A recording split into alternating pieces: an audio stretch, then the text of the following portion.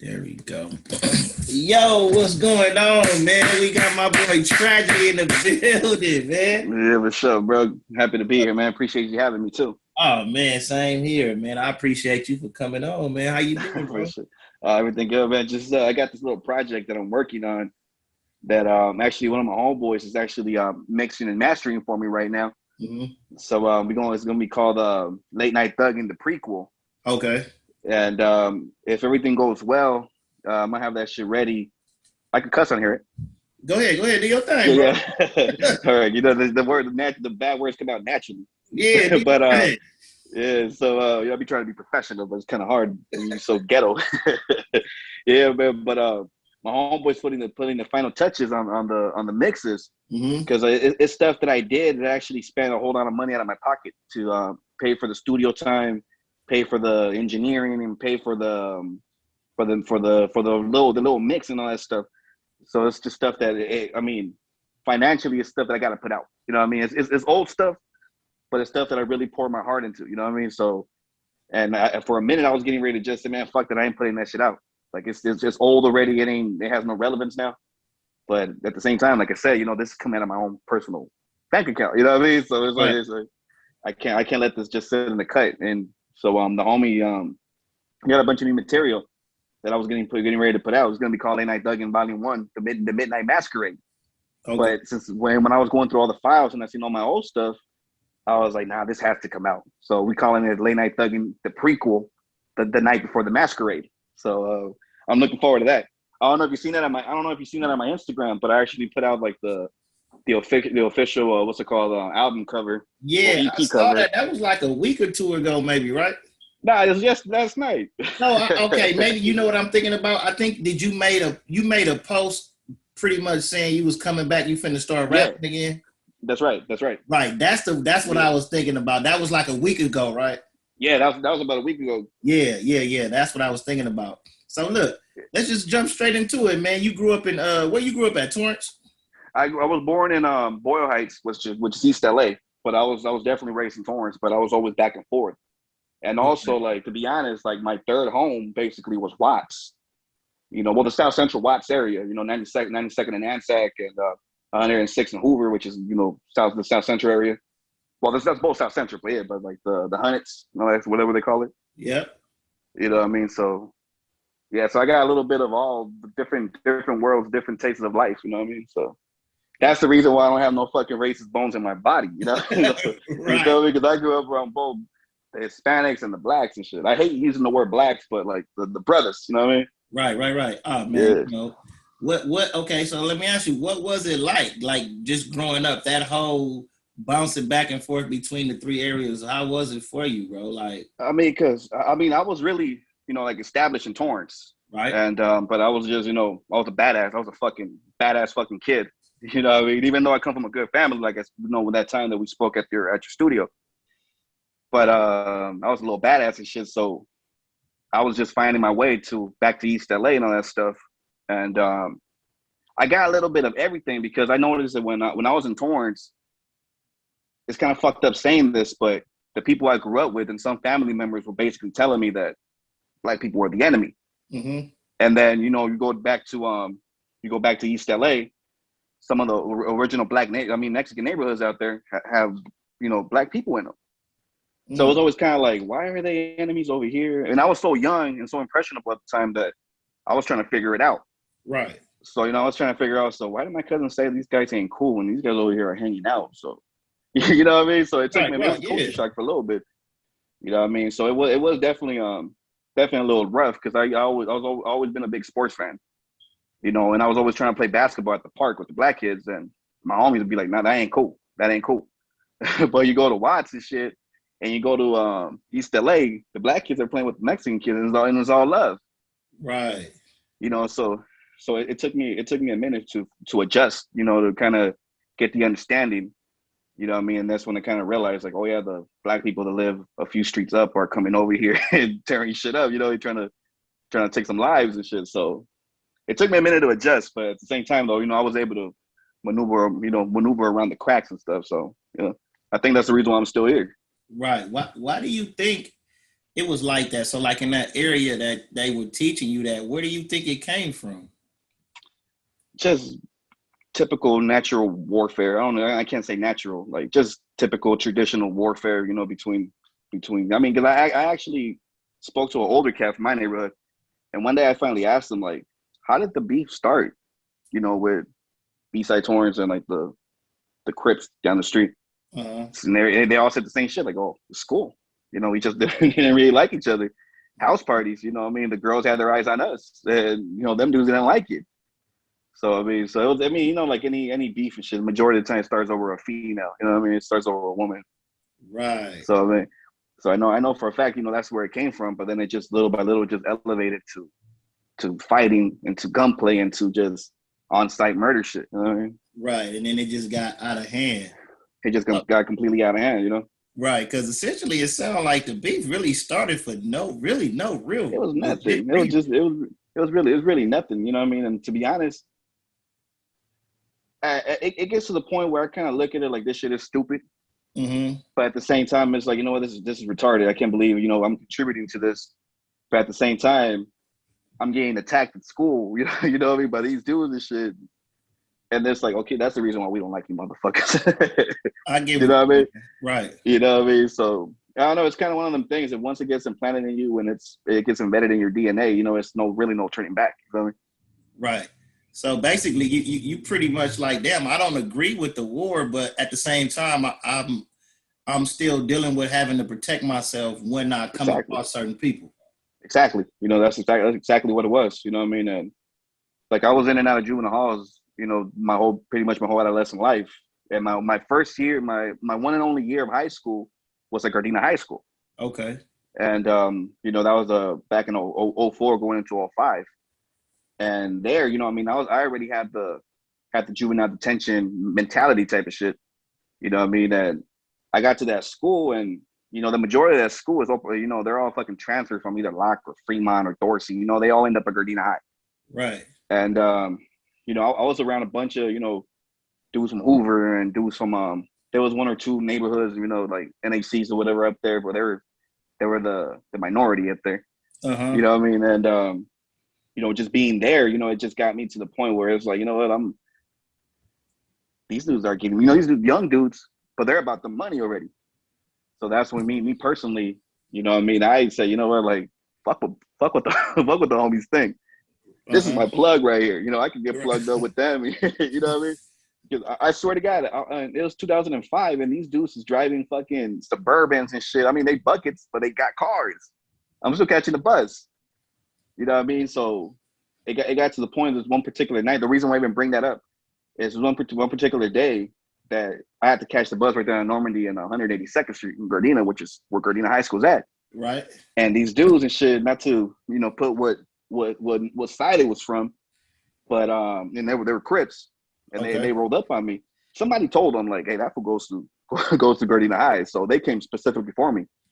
And I was at the bus stop, and the dudes pull up, and they jump out, and one of them had a big ass fucking like a Rambo knife. Damn. And I'm already as soon as I saw that, I'm like, oh damn, like yeah, that's gonna kill me. But the crazy shit about it, the dudes that I was cool with at that school, they seen it. And they ran across the street, and they're all Crips. And all of a sudden, the dudes that came for me now got to worry about them. So that I made my little escape. You know what I mean? So, right. I was able to. You know what I mean? I ain't gonna lie. That was the one and only time I ever ran. But this was the one time that these dudes weren't coming to fight me. Right. I knew for a fact these guys ain't coming to fight me. So I ran. I made my little escape, and I called up my sister. My sister was able to come and get me and shit. But at that point, I'm like, some black dudes just tried to attack me, but some black dudes defended me. Right. So that's like the conflict of interest right there. Like, okay, see, right. That fucked my mind up. That completely fucked my mind up. And one of the dudes that looked out for me that day, I'm still cool with him to this day. And he's a community activist. I'll send you his info. I don't really want to put him out there like that. Oh yeah, but, you can DM me or text it to me. Yeah, for sure. And the homie was like, he had asked me before, like, what can we do? Like tragedy, what can we do to kind of get this, this bullshit squared out? Like, you guys don't have to be friends, but you definitely don't have to be enemies. And I told him, to be honest, like, dude, like, you know what? Every so often, I still go through some shit that makes me makes me remember why I hate these motherfuckers. I don't hate them, but why I hated them at a point. Mm-hmm. You know what I mean? I was like, you know what? To be honest, dude, like, until that shit stops completely, and I know I can walk around freely, like, I'm the wrong person to talk to be honest. To be honest, you know what I mean? Mm-hmm. You feel me? So, yeah, man. To Now, be honest, growing up was rough. You know, I ain't gonna lie, growing up was rough. You know, I had both parents, but it wasn't at home situation. It was the outside world. You know, um, that were so what made it so? Because I know you said you spent a lot of your time in juvenile hall, bro. yeah. What how did that come about? What was that experience like? Shit, it also, gun charges, to be honest, and they just kept stretching out. Like, the original reason why I went to juvenile hall was because I got caught with a pistol at 12. And, I mean, it was put to use, in other words. So when Uh-huh. they caught it, they caught me with it. I get locked up for this shit, and ballistics didn't match it. I don't know how the fuck I got away with that, to be honest, but I still had it on me. So, you know what I mean? They still had to, throw the book at me. So I was in there for a while, and I came home, and after that, it was just fucking violation after violation, violating curfew, ditching school. You know what I mean? It was just stupid shit that automatically, juvenile probation has zero tolerance for. And Uh, my dad was very firm about, nah, fuck him. Like, he wants to fucking, that's the person he wants to be. Fuck him. Let him stay in there. You know what I mean? Like, he could have easily came and got me, but he didn't. You know what I mean? uh, So it was kind so of that's tough. yeah. So that's how everything stretched out. And then one particular day, and I think that was close to like the end of my juvenile probation. I was like maybe a month away from getting off, and my probation officer fucked up, and she gave me the wrong court date. So I completely missed my court date due to my PO. So when the next time I went to go see her, she was telling me, okay, so you've been doing good, you've been staying out of trouble, but now we got to get you ready to go to court, go see the judge, and maybe he'll finally let you off. And Right? she's looking at the paperwork, and I see her going back and forth on the same page, and she was like, "Oh, Jesus Christ!" And I'm like, "Yes." She was like, your court date was a month and a half ago, so you probably have a bench warrant Whoa. for your arrest. And I was Uh, like, "Oh shit," you know what I mean? So I'm over here like, "Damn, so what do I do?" He was like, "Oh, I gotta give you this paperwork, and just take it up to the clerk at the court, and whatever warrant they have, it'll automatically clear it." So the next day, I went up with my dad and shit to go to court in Long Beach Court. And sure enough, as soon as I get into the clerk's office, I give him the paperwork. They're like, "Oh yeah, you had a bench warrant for your arrest." It's like, you're lucky they didn't come to your house. That lady should have never said that. Those motherfuckers came to my mom's house and shit the next day, the next morning. wow. And and the crazy shit about that situation, I don't know how that came about, but as soon as they came, they knocked on the door, Yep. and I'm getting ready to go to school. Yeah. And I'm as soon as I get to the door, and they knock on the door right when I was getting ready to come out, and right away they asked me about my government name and shit, and I'm like, yeah, get on the fucking ground now. And they throw me on the Wow. floor. I'm handcuffed. I got a fucking boot in the back of my neck, and I'm like, what the fuck did I do? Like, what did I do? And this is the crazy shit about it. In walks in a fucking news crew, and I'm on the ground like trying to look at the camera, and I still got the foot in the back of my neck, and I'm looking like, is that a fucking camera? A And news then crew? yeah, news crew, and I just hear somebody tell my mom in Spanish like, "Ma'am, is it okay if we interview you and videotape this whole process?" And my mom was like, "My house is not clean though." You know what I mean? That was my mom's biggest concern. She don't give a fuck about her son on the floor. She worried Right. about the house Wow. being dirty. Wow. So I swear to God. And I know so it they're wasn't like, funny then, but now now it's it kind of wasn't funny at all, but now I can laugh my ass off. Like, mom, right, like, you didn't give a fuck about your son on the floor? Like, it right, was that. right. So so my mom and shit, she agreed to the shit. I see her signing the paperwork and shit. And right away, I asked, like, what am I being arrested for? And then she was like, "Oh, you have a bench warrant for your arrest for missing court and blah, blah, blah, whatever." And then I'm like, "No, I actually have paperwork that I went to court yesterday." So my mom went and got it, and they showed it to her, and they showed it to I guess, the lead, whatever she was, detective, whatever the fuck she was. She was fine, but she had a fucked up attitude. And my Right. mom gives her the paperwork, and then that's when you know, they were like, hey, well, you know what, we're already here. We could just do a probation search. So I'm like, all right, cool. So I'm sitting on the ground, you know, right now, sitting on the couch. And the fucking the news reporter started asking my mom. It was a Spanish Mexican channel news channel or whatever it was. Okay. And they asking my mom like, how did she feel about the situation? And then she was like, well, there's a lot of criminals in the world that you guys are focused on my son when he just missed a court date. That makes no sense to me. Right. You know what I mean? So they're upstairs. And I'm thinking, man, I ain't got nothing to worry about. I ain't got shit in my room. I gotta keep this fucking place clean and shit. This is mom's house. I gotta respect it. These motherfuckers come down with fucking photo albums and shit, and I got all these pictures from juvenile hall and camp with different dudes from different gangs, Crip, Blood, Pyru, and Essay. I'm on the gang enhancement, gang injunction and shit. So I'm, you know, reputed, you know, I report a gang member in their books, and now it's obvious interaction with these guys. So that right away violated my fucking probation and extended my fucking probation. I was supposed to get off in like less than a month. And that extended, and I was 17 already, so I was getting ready to be 18. So I already knew, like, you know what I mean? So that extended it another 6 months, you know? It was just that. Like, to be honest, it was just one charge that just got stretched out just for stupid shit. You know what I mean? Right. Now, because in that you got your original charge when you was 12. Yeah. Now my next question to you is, what would make a 12-year-old need to carry a pistol? To be honest, and I'll tell you this, exactly when it was Halloween. That's why I don't fuck with Halloween. It was Halloween 1999 and 98, 99, but it was Halloween. And one of my homeboys that I pretty much grew up with had just got killed that day. So that same day, you know, I had seen him minutes before it happened. Like, we walked into the bus stop, and I remember the truck. It was a truck, and the dudes that, you know, jumped out on them were wearing Halloween costumes. Oh, So wow. so as soon as we hit the corner, the gunshots went off, and we run back over there. We see the truck take off, and the homies already on the floor, like, his face got damn near blown off and shit. Close range.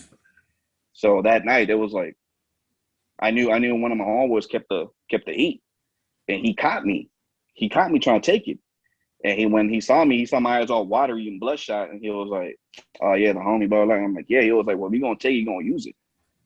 And you know, I'll text you. I had the details. Yeah. But, we don't got to talk about. we ain't gonna get into none of that. Yeah. But that was the reason. You know, the reason why, you know, like, I went and got the thing or whatever.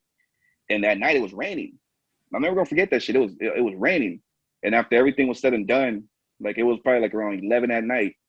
And I'm walking home or whatever, and I'm like head down and shit. I'm still weeping, and the cops pull up on me. And the dude, you know, he already knew me by first and last name and shit. So he saw me. He was like, "Man, boy, what the hell are you doing out so late?" And I kept walking, and he jumps out the squad car, like, "Boy, you don't hear me talking to you?" And then he turns around. He was like, "Where you coming from?" And I'm like, "I'm going home, man." And he was like, You stop when I tell you to stop. You stop." So I looked up at him. He saw me crying or whatever. He still had tears in my eyes or whatever. Yeah. And then he was like, "You all right?" And then I'm like, "Yeah, I'm okay." And then he was like, "Why are you crying?" And I said, "Oh, they killed the homie." Like, oh man, Right. You know what I mean? And he was like, "Oh man, I'm sorry, man." He was like, "But that's your future too if you keep on with this bullshit." And then he was, "Do you have anything on you that I should know about?" And my dumb ass like, I shake my head, and I'm like, he's like, "What do you have on you?" And I'm like, "I have a gun." And the other guy right away, his partner right away pulls out his gun. And then he's like, nah, calm down. I'm like, really? Like, where is it? And I'm like, in my waist. And then he was like, where, in the back or in the front? I'm like, in the front. So, you know what I mean? Yeah. So he raises up my shirt. I got a 9mm Beretta on me, shit bigger than me. And then he's like, so he grabs it and he was like, "You know, now I have to take you to jail, boy." And I'm like, you know, he was like, "I wish I didn't have to do this, but man, turn around, boy, turn around." So he handcuffs me. He was like, "I really hate this because you're such a smart kid, man. Like, you're such a smart kid. I hate to do this.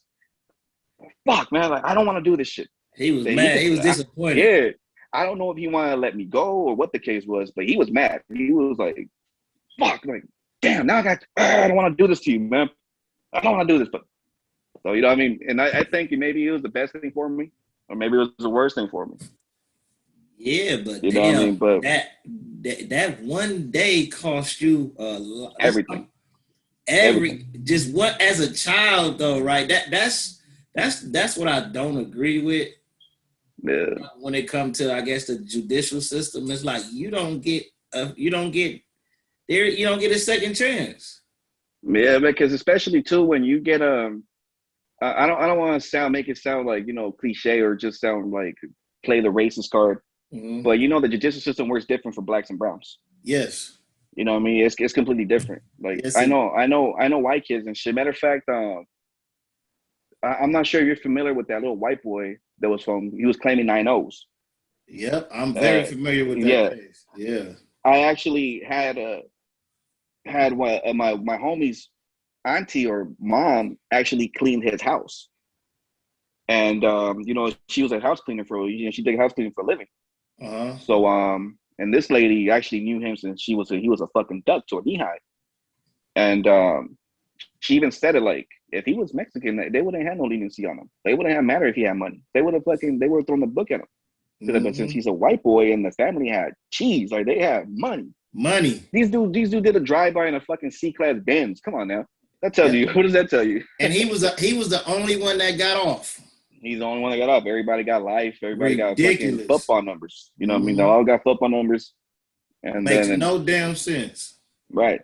And I had another homeboy that, he grew up in the Silver Lake area. Another thing too, never did shit in his life, and there was a fight that broke out right there in front of his house, and they were jumping his brother, and one of the dudes, dropped a pistol, and he was able to pick it up, and she shot in the ground, the bullet ricocheted and hit one of the dudes in the chin, and what I mean, he was a straight A student, everything, and they got him for attempted murder, and they put him in the gang files right away, even though he had no gang affiliation or nothing. You know what I mean? And it was just basically self-defense. They didn't give a fuck. They didn't look at it as self-defense. You know what I mean? They look at it as a gang member shot another gang member in the middle of a fucking gang fight. And he You know what has I no mean? history of being a part of a gang. None whatsoever. Me and this we used to sit here, we used to fucking sit at my house or sit at his house, talking about freaking the Illuminati and extraterrestrials and Right. how stupid it is to think that we're the only life form in the universe and shit. And next thing you know, this was fighting an attempted murder, like a triple attempted murder case. You Damn. know what I mean? He ended up having to take a deal. And one of the last times that I spoke to him, he's still locked up to this fucking day. And one of the last time I spoke to him, he asked me, like, you think I did the right thing by taking the deal? And then I was like, bro, you're fucking Mexican, dude. You're Hispanic, and you live in a gang neighborhood. Like the odds were stacked against you. Like maybe you would have got out, maybe you didn't. Did he take a lot of time? He ended up taking a 15-year deal. So, Okay. but he would have taken it to court. You know what I mean? Actually taken it to trial. Excuse me. And he would have lost. It would have been triple life. Well, Oh, actually, yeah. not triple life. 15 with an L for everything. You know what I mean? Well, And yeah.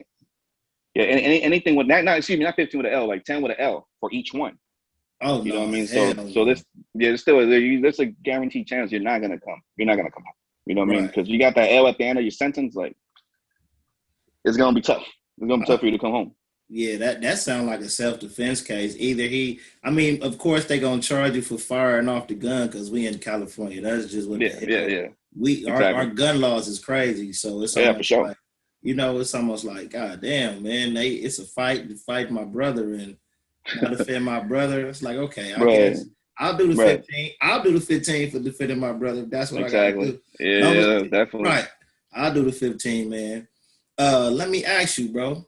Now, you said you only did 1 year in high school. Yeah. Full How year did high school. how did that what was that about? Well, just being in and out of juvenile halls and shit, and also getting, Oh, getting kicked out of schools because the original high school was Narbonne High, and that was dead smack in the middle of what we would call enemy territory. You know what I mean? That was their school. mm, You know what I mean? So me purposely, like I ended up getting myself kicked out, even though I violated my probation too. You know what I mean? But it was one of them uh, things where I can't be at this fucking school. You know what I right. mean? And so after that, they right before like they actually got released, they ended up in a placement program. And that's the reason why to this day I got so many homies from different neighborhoods because all the time that was spent. And there was a school in I think it's a daycare or it might be an elementary now, but it was right there on 147th and Cerise, right there in Hawthorne. Mm-hmm. And it was called Jonas Salk CDC, and that's pretty much where they sent kids on probation. That was pretty much the last stop. Like if you fuck up here, you're going into the YA or you're getting stretched out till you fucking finish your probation, or you to return 18 or turn 25. And that school, they used to bus us from our placement homes to that school. And from there, you know what I mean? I was just happy to be around, to be honest, just be basically around my own kind. Like, and I'm skin color wise, but just motherfuckers that come from the same environment. Right. You know what I mean? And there was dudes in there from Denver Lanes and from Craig Street and from Insane, and just dudes pretty much from everywhere. And then that's what kind of made me kind of like school a little more. So at that point, that's when it was like, you know what, like, I'm gonna do this. And I didn't realize that the probation and my caseworkers were actually watching me as far as how I was conducting myself. They took it as, okay, he's reforming, like he's being a better him. In reality, it's like, I'm in my jungle now. Like, this is my habitat. You know what I mean? Righteous. Yeah. I'm acting the way I'm acting. You more because comfortable I'm around my own kind. Yeah. Right. Like we are all the same kind of animals and shit. We just different, might be a little darker fur and shit, or lighter fur, but we're the same fucking animal in this bitch. You know what I mean? So when they threw me back in, basically in the real world, you know, that's when I ended up in Gardena. And there, you know, I started catching phase left and right, you know, catching fights left and right. The Mexicans didn't like me, but the black, like I told you, the black dudes like me though. You know what I mean? That makes no fucking sense. That had to be experience right there. Do you think the Mexicans didn't like you because they felt some type of way about you dealing with the blacks, or what was it? I think it had to do with that, a lot to do with that, because at that particular time, you know, that's Gardena High, and, you know, and you got Gardena 13. Yeah, that's basically Gardena 13 school. But yeah, you got, I swear to God, they had at least like 20, like maybe about. That's the reason why, because I was there with Tiger when I was a senior. Tiger was like a 9th grader. And Tiger, that's the reason why Tiger claims Hoovers, because he was hanging with the Hoovers at Gardena. You know, and you talking about Tiger the rapper, right? He had a cool little Tiger the rapper, Michael. I can't think of his last name, but his mom used to. Hey, this is world. Maybe I shouldn't say this shit. I'm gonna say this though. On my mother's mother. Look, I swear I'm gonna have to say this though. But Tiger's mom used to work at Stars. If anybody's familiar with Stars, Tiger's mom worked at Stars. And you know how that dude is half. You heard it here first. Yeah. Yeah. The funny shit about it, you know, Tiger's half Vietnamese, half black. Yes. The dude grew up in Gardena. Right. Good kid. Good kid. Had a fucking nice fucking jump shot and playing basketball. He one of the first people that actually down there broke my fucking ankles, like in every sense of the term of the word. Like he literally crossed me up and I hit the ground and everybody like, oh, I got up. I'm getting ready to fire on this fool just for the embarrassment. And he's walking around doing this shit. Yeah, Tiger. He's running around doing this. I swear to God. And when he's getting closer to me, I said, Mike, you get close to my face, I swear to God, I'm going to punch you in your fucking mouth. And then he looks at me, he's like, all right, cuz. And he fucking walks away, you know what I mean? And then it turned into, don't cuss me. But that was Tiger. You was mad. I was mad as fuck. Yeah. I was mad as fuck. Man. You know what I mean? But, and me being around them, because like I said, I always been big on sports. And me just, you know, being around them, these motherfuckers ain't playing they ain't even playing soccer. You know they not playing nothing. They ain't doing shit. They're just standing in the cut trying to look tough with their bald heads and shit. You know what I mean? I have a funny ass shit head, so you know what I mean? Right. So, and then on top of that, you know, there was a few times with like my probation caseworker, they were going up there to check on me just to see if, you know, this dude, because my case was a little, you know, my case was a little worse. They looked at me like I was like severely like emotionally disturbed type of shit. Right. Like, they made it seem like I got raped by my parents or that I used to get the shit beat out of me, which was fucking false. But right. These, you know, they used to send a caseworker up to the school just to check on me. You know what I mean? And one of the girls up there, you know, when they asked her, like, hey, you know, what exactly are you? She's like, oh, I'm his caseworker. And then he was like, oh, is he like a foster kid? He was like, nah, he's just on probation. We're trying to figure out if we should fucking let him off or we should just fucking hit him with the book. You know what I mean? Mm-hmm. And then, you know, word got around, like, this little motherfucker's, he's a little crazy. He's right. a little active. Mm-hmm. You know what I mean? So that's when, you know, they started, you know, like, people started asking questions and the girls got, you know, I had the girls' attention a little more and shit. And like I said, at the time, I was already about my money. So, you know, I at the time, you know, Sean John was fucking cracking.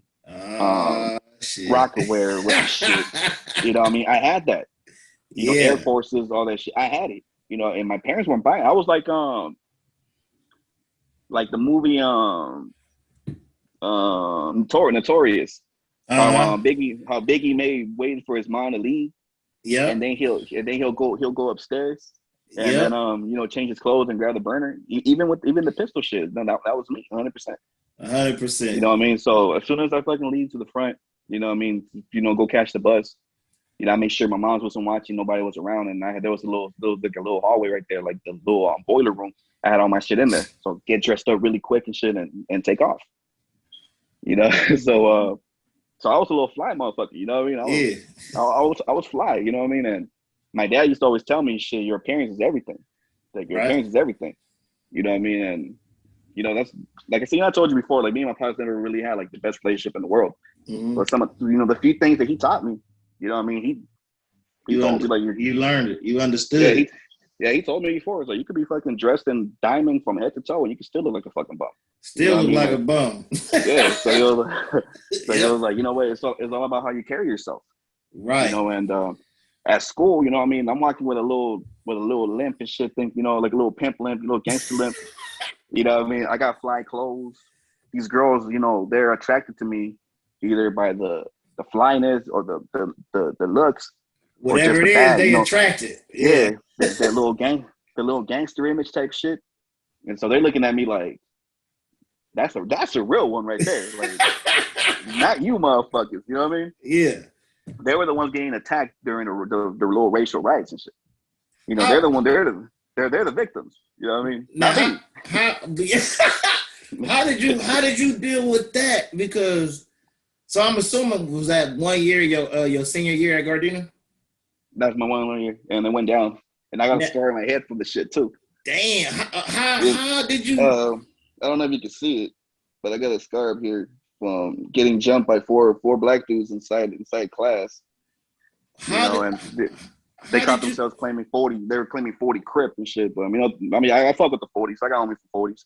But the Mm-hmm. dudes out there, they're little wannabes from 40s.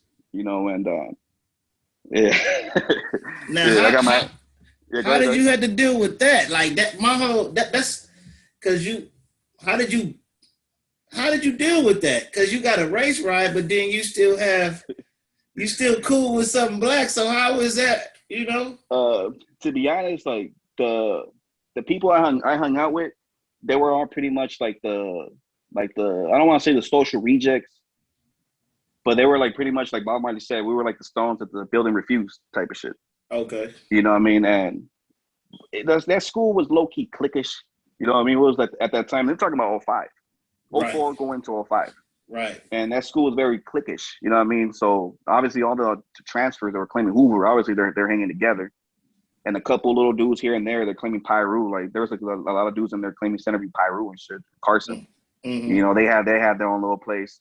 And you had the Gardena people, you Mm-hmm. know, the with shotguns and paybacks that hung together, and then the Mexicans.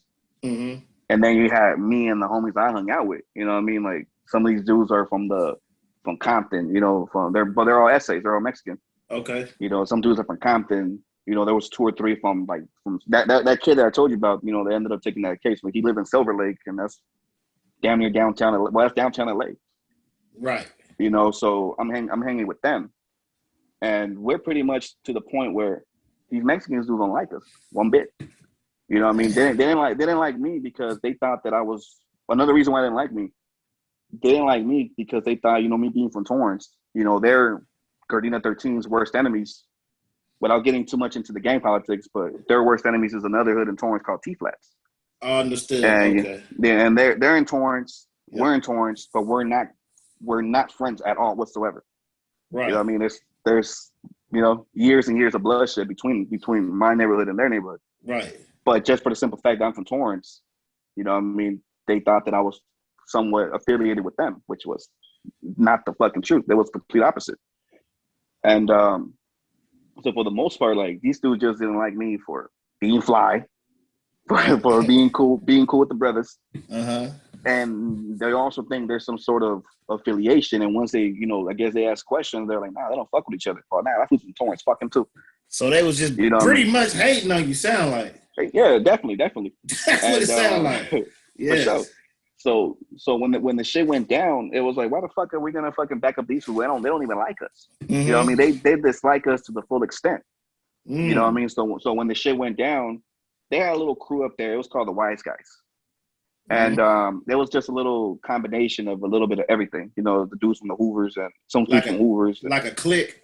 Like a clique, yeah, definitely. And it's crazy because a lot of those dudes ended up being part of the original Black Wall Street. You know what I mean? They were connected. That's what I'm saying. They were connected. So these dudes were the ones that were beefing it with the Mexicans, with the Mexican little gangbangers. It wasn't just Mexican on black. It was the Mexican gangs versus these black gang members. The black gang members. So it was gang. Okay. It was definitely gang related. You know what I mean? It was all gang related. And long story short, you know, when the shit went down, one of the dudes that they call them you know, no disrespect to my crib homies, but they call him CK Face. And he was from Centerville, Peru, and me and him was always real tight. And he walks up where we were at, and he was like, "Hey, blood, let me holler at you real quick, Rue." And I'm like, "What up?" And then I walk into, he's like, "No, let me holler at you in the bathroom." And I'm like, "Huh? Yeah." Like, okay. Yeah. So I go in there, and I'm like, and there's his homies are in there. I'm like, "Oh, you motherfuckers want to jump me?" And that dude starts laughing, and they all start laughing. See, that's why I fuck with this nigga. This nigga, that's why I fuck with this nigga. This is the real nigga right here. Yeah. And I'm like, and I'm still right there, like in the boxer stands, like, come on, who wants it? Who wants it? You know what I mean? And the dude was like, blood, chill the fuck out, blood. Look, I'm Peru.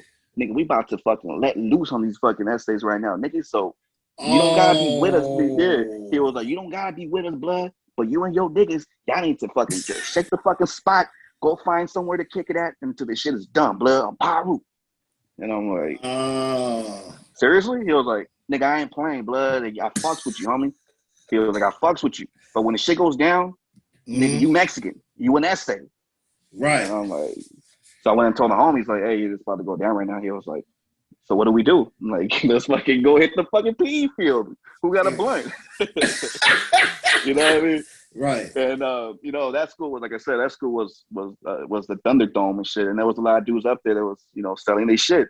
You know what I mean? And I went and got like 2 or 3 blunts and shit. I got like fucking 4 for $10 and shit. And we were like, shit, let's go get high. Let's go ride this wave out. You know what I mean? So we in the fucking field, we hearing yelling and screaming and all that type of shit. And we over there like, here you go. Yeah. And then, you know, I got 5 of it. Yeah, exactly. And we were there in the cut just fucking, I've never, up to that point, I have never been that fucking high. But I was like, shit, you know, and I'm thinking in my head, because I already been through the bullshit. And I'm thinking in my head, like, how am I going to make it home today? Like, should I call my sister or should I just catch the bus? Like, how the fuck am I going to be able to get out of this today? Helicopters flying around and shit. Cops are all over the fucking place. You know what I mean? So I'm like, shit. So, you know what I mean? I'm trying to figure out how the fuck I'm gonna get out of this shit. You know what I mean? So finally, you know, when the shit went down, everything stopped. You know, that's when I seen the same dudes that kicked it off. And the homie was like, I'm like, what up? He was like, hey, be careful, homie, because I just, you know, one of the homegirls just overheard them essays talking about fucking you and your homies up. And I'm like, for what? And then he was like, because y'all didn't participate. And I was like, shit, we ain't in fucking prison. The fuck? Like, you know what I mean? Like, we ain't in prison. You know, but that right there just turned into more hatred towards me. No, not even me. I don't want to just say me, but me and the people I was hanging out with. You know what I mean? So when that shit was said and done, you know, like, and it was like a minor fucking fight. It was more of a crew on crew type of shit. But and then when it came down to me getting this beautiful little scar in my head that is never going away, you know, I happened to be in class, and this is right before Cinco de Mayo. You know, Cinco de Mayo and shit. And that's the one originally the shit used to go down. Damn. And then this dude in there, he some homegirl in there, she got up and snatched his pencil that he had taken from her. And then this one was nodding off and shit. So when she went and grabbed the pencil, I don't know if she startled him or whatever the case might have been.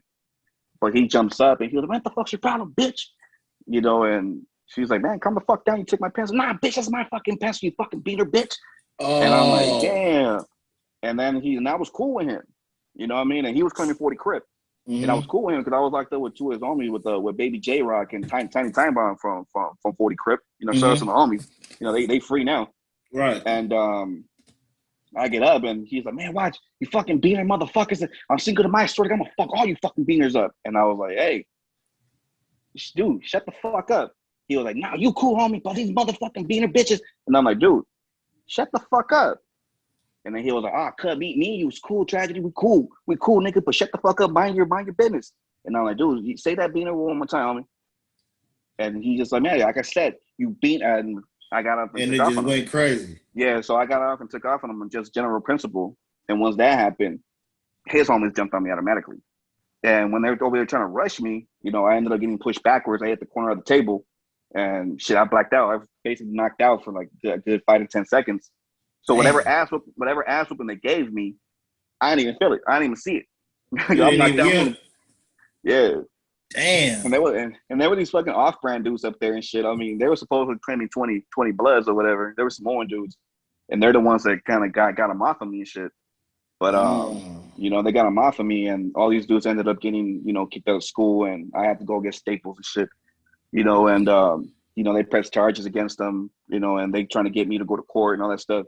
And one of their the main dude that set it off, his probation officer called me. And his PO called me up or whatever and was like, hey, you know, we're getting ready to go to court. I know you're on probation. I already spoke to your probation officer. You're a victim. Don't think that you're going to get violated. I was like, I ain't no fucking victim. I'm a gangster. You know what I mean? But, yeah. You know, there's some gangster shit. Yeah. You know what I mean? It's just some shit that happened. Yeah. This regular street shit. Regular street shit. You know what I mean? And he's like, yeah, so we just want to know if you're going to press charges. You know, you want to press charges because you are entitled because, you know, they did attack you.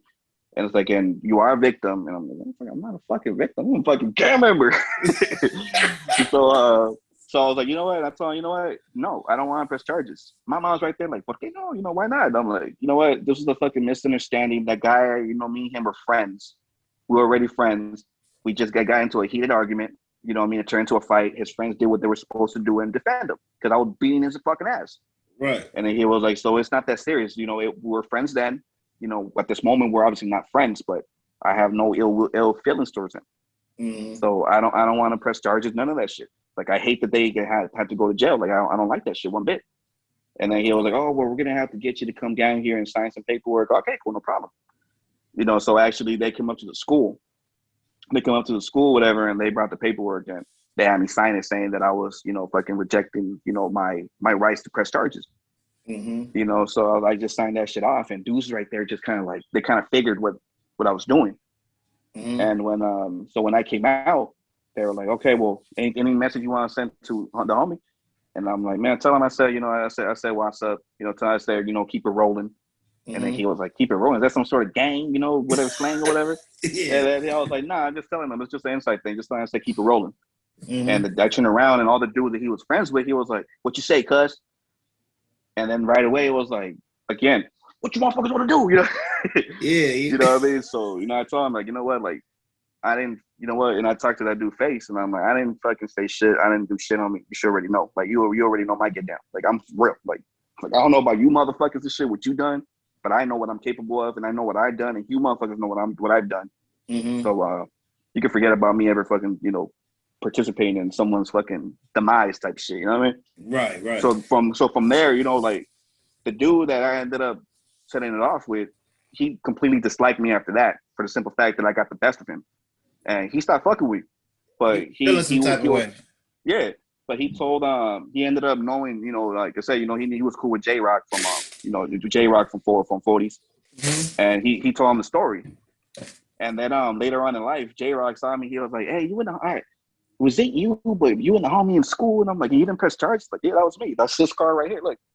You know what I mean? So that's what kind of got me a little more, you know, like intertwined and shit and connected mm-hmm. with like different neighborhoods because everybody knew that story. Like, not particularly like a gangster. Like, he could have easily, you know, fucking put a lot of motherfuckers in jail for that shit. Or juvenile hall and shit. And that was a big boy case, especially it was gang related and racial related. Mm. But he could, you know what I mean? So it's basically, go ahead. No, go ahead. You say it was basically what? It was basically a hate crime at the time, at that moment. It could have been, I mean? Yeah. It could have got bigger than just, yeah. Because at that particular moment, it wasn't a 40 Crip versus Torrance shit. It was a he black dude. He said Beaner, and then you reacted. And then I'm getting beat up for being Mexican. I'm basically getting beat up for being Mexican. Understood. You know what I mean? So that right there alone could have easily been a fucking it was supposed to be a hate crime from the way it was explained to me. Mm-hmm. But I completely, like I said, I completely refused, the fucking to participate in these guys' incarceration and shit. You know what I mean? So, and a lot of people knew about that story afterwards, and they were like, "So what do we do? Like, what do you want us to do?" I'm like, "We ain't doing shit. Let me just fucking go and get these fucking staples out of my fucking head, and we'll figure something out." Right. But while I was at home, you know what I mean, just because they thought I might have had a concussion, and the homies I kicked it with they set the shit off, and now the real riot happened. You know what I mean? So it got all bad. It got bad. It got bad. It got real bad. But this is like a month right before the end of like the actual, the end of the senior year. Did you end up graduating? I didn't graduate on stage, but I definitely got my diploma. Okay, I got. You listen. So from 12, and you in juvenile hall, and then 1 year in high school, and you still ended up getting your diploma. That's pretty dope. Mm-hmm. And the worst part about it, my family don't really acknowledge that shit. They don't really. They acknowledge my sisters. I got two older sisters. They acknowledge their success. They don't really acknowledge mine. They don't really acknowledge mine and shit. Oh man, why they you must be the black sheep. Yeah, definitely. I'm the youngest and the only son on top of that shit. Now, at what age did you start kind of like changing up? Like when you would say did you do any prison time or any like county jail time? County jail definitely, but not been in the county twice. Uh-huh. But actual matter of fact, how I ended up ended my probation was because I ended up catching the case. This is around 50 Cent, so this is 50 Cent's fault. Around 50 Cent who? The rapper. 50. Wait, go ahead. I wasn't around him. I'm saying it was around the time that he was hot. Oh, okay, all right. Really hot. Got you. And if you remember, this dude was fucking taking pictures wearing a bulletproof vest. Yeah. Yeah. So I ended up buying a fucking military issued vest from a fucking crackhead for like $30, and like thing like maybe like 220 220 rocks and shit. $20 worth of rock. Uh-huh. And I'm probably incriminating myself. The statute of limitations, but statute of limitations. This is all allegedly. Yeah, allegedly. So the dude ended up selling this shit to me for basically nothing. And I had the privilege and the joy of having that bulletproof vest for a good, I want to say about 4 months. And I'm literally wearing this shit. You know what I mean? I'm fat now. I was a skinny motherfucker at the time, so you can imagine how stupid I look wearing that shit. And my dumb ass chest shit, poking out and everything. Yeah. And my dumb ass and shit decides to fucking one of my homeboys, I don't want to put him out there either. I'll send you his info because he's pretty big out there. He was pretty big out there because he fucked with that Whack 100. Okay. Like Fadalo calls him Whack No Honey. Uh-huh. And it was somebody, one of his people, and me and him ended up catching a case together. And he ended up trying to like, God bless the dead. He's gone now, but he took off or whatever. Pretty much left me, there, without telling me like this is bad if I get caught. But by that time he took off. Police and pull out the pistols. They got the fucking guns out or whatever. They get me out the car. They search me. I'm wearing bulletproof armor. I'm on probation for a gun charge. And you got a bulletproof vest on. Yeah, so that right there alone, and couldn't find out it was a military issue vest. At the time, I didn't know it was military issue. So now you're looking at that time for having a military issue vest. You know what I mean? And when I was up at the Harvard division, they bring the vest in, and the dude cut it open for me. There's like in the back of it, he cut it open, and there was like a plaque in there with a serial number. And then he was telling me, this is a military issue vest. And I'm like, oh shit. And so when he said military issue, I'm like, oh damn, this is it got bad. deep. It got deeper. $30 and 220 rocks. Wow. Okay, I'm this is awesome. Okay, cool. Right. And then he was like, we're gonna punch in the numbers. If this comes back as active, like you're gonna have to get yourself a lawyer, or you're gonna have to find God. One of the two. And I'm like, oh, shit. Damn. So I'm like, damn. So they come back and then right away they're like, one of the main dudes was like, where'd you get this vest? And then I'm like, I found it. And he goes, oh, like, bullshit, you didn't find this?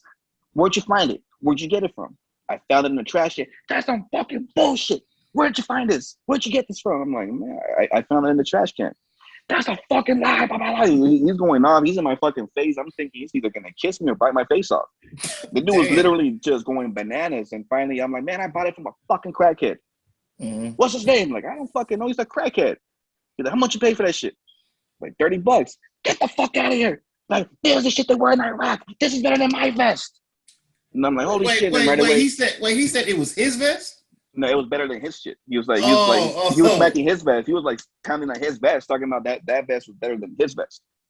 And he's going bananas. Like, this is going back. I'm looking at him like, oh shit. Last time I've been scared of a man was my fucking dad. Like, like what I don't know what this man's gonna do to me. You know what I mean? And finally, you know, kind of find out, you know, they get him out of it because he was ready to beat my ass and shit. And the dude comes back and he was like, all right, this is inactive, but these are supposed to be returned to the military. So it was basically the spoils of war. He's like, but where did you get it? And I was like, to be honest, I bought it from a crackhead. Like, you really spent $30 for it? He was like, yeah, like this is what they use in Afghanistan. They're using it in Afghanistan right now. He was like, and officer, whatever his name is, he's a veteran. Like, he's a veteran of the Afghani war. So you walking around with something like this, you can imagine why, you know, he's so aggressive right now. And I'm like, oh shit, well, the best $30 I ever spent in my life. You know what I mean? Like, well, you know, so yeah, I didn't get it from. I got it from a smoker. Exactly. Yeah. So that at that time, that's when they told me that you could take a plea bargain because, you know, you're basically on juvenile probation. Mm-hmm. It was like you could take a plea bargain, or, you know, we could just fucking straight, you know, just fucking let you max out. And then I'm like, well, talk to my probation officer, see what she wants to do. You know what I mean? And they told me, okay, we'll give you, you know, 2 years. You know, and I'm like, I could do 2 years. You know, but 2 years and then it turned into 11 months. So so I got out 11 months later. So, and when I got off, I got off probation. Like, I came home free. You maxed out basically. Yeah, I completely maxed out. And this was at end of 05. So I came home like the middle of 06. So I didn't miss much, you know, except my girlfriend left me, my then girlfriend left me with some other folk, but yeah. She was gonna wait for me. At what age would you say you started to just like getting on the straight and narrow and you figured like, okay, this gang shit is all BS? I think the gang shit, that little by little just was getting out of my system, you know, as time was progressing, because these dudes, like I said, you know, like I was meeting dudes from everywhere, you know, from different neighborhoods, and I kind of refused to allow myself to not be cool just because these dudes are telling me that. And then on top of that, I already got my connects. I'm already moving a little something here and there and shit. I'm making money. So I got to the point where it was like, these dudes are actually telling me, even though I wasn't selling from my mom's house, because my mom lived in the neighborhood. And even though I wasn't selling from the neighborhood, there was a couple of dudes, you know, that I was real cool with. They were the ones actually out there running things at the time. That actually try to, I don't want to say they try to extort me, but they actually kind of expected me to break bread, like Jesus said, you know what I mean? And then I'm like, why the fuck am I going to even think of, you know, paying any sort of tax when I'm not selling out the hood? Like, this ain't you know, this ain't merchandise that I'm getting from you motherfuckers, right? You know what I mean? Like, this is my personal connect with my personal money. This is my own everything. Yeah. So, and nothing's being stirred from my mom's house. I don't even keep shit in my mom's house. Right. You know what I mean? So, and that's what kind of like little by little started kind of pushing me away from them. And then, you know, the fucking crystal meth took over, and I never fucked with them in my life, you know, but the crystal meth started taking over, and these dudes are just doing retarded shit, you know, and it just got to the point where like, I like, you know, like, I ain't, if like that old saying, you run with wolves, eventually you learn how to fucking howl. You know, so that little by little kind of pushed me away. So just for the love of the money and shit, I was like, nah, you know what, like, I get more money not being racist. I get more money not getting banging. You know what I mean? So, and you kind of figured out the race thing at an early age. Real early. It's like Nipsey said and shit. Like, it's like the less I come around, the more I get money. Now you know what I respect about you, bro? What's that? Because you stand on your 10 toes regardless of who feel what. You see that?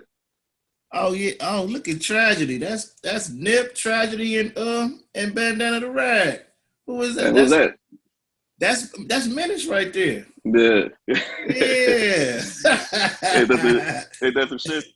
Yeah, hey man, you stand on your 10 toes, man, regardless of because I saw the picture of you at the you was at my boy Bronco in June the One video. Yeah. Hey, shout out to Bronco, man. Yeah, shout Shout out out to to Bronco. What's up, Bronco? That's the what's big up, homie Bronco? right What's there. That's up? my boy, man. Fudge Town, all Yeah, that good that's stuff. my nigga right there. Yeah, Bronco, definitely. That Yeah. Bronco, much love to Bronco, East Side too. Yeah. But Bronco is a solid dude and shit. You know Yes, what I mean? sir. Like I actually have met him years back, and I really don't think that he remembered me because at the same time, I kind of wanted to remind him because that situation was kind of like it got a little bit out of hand.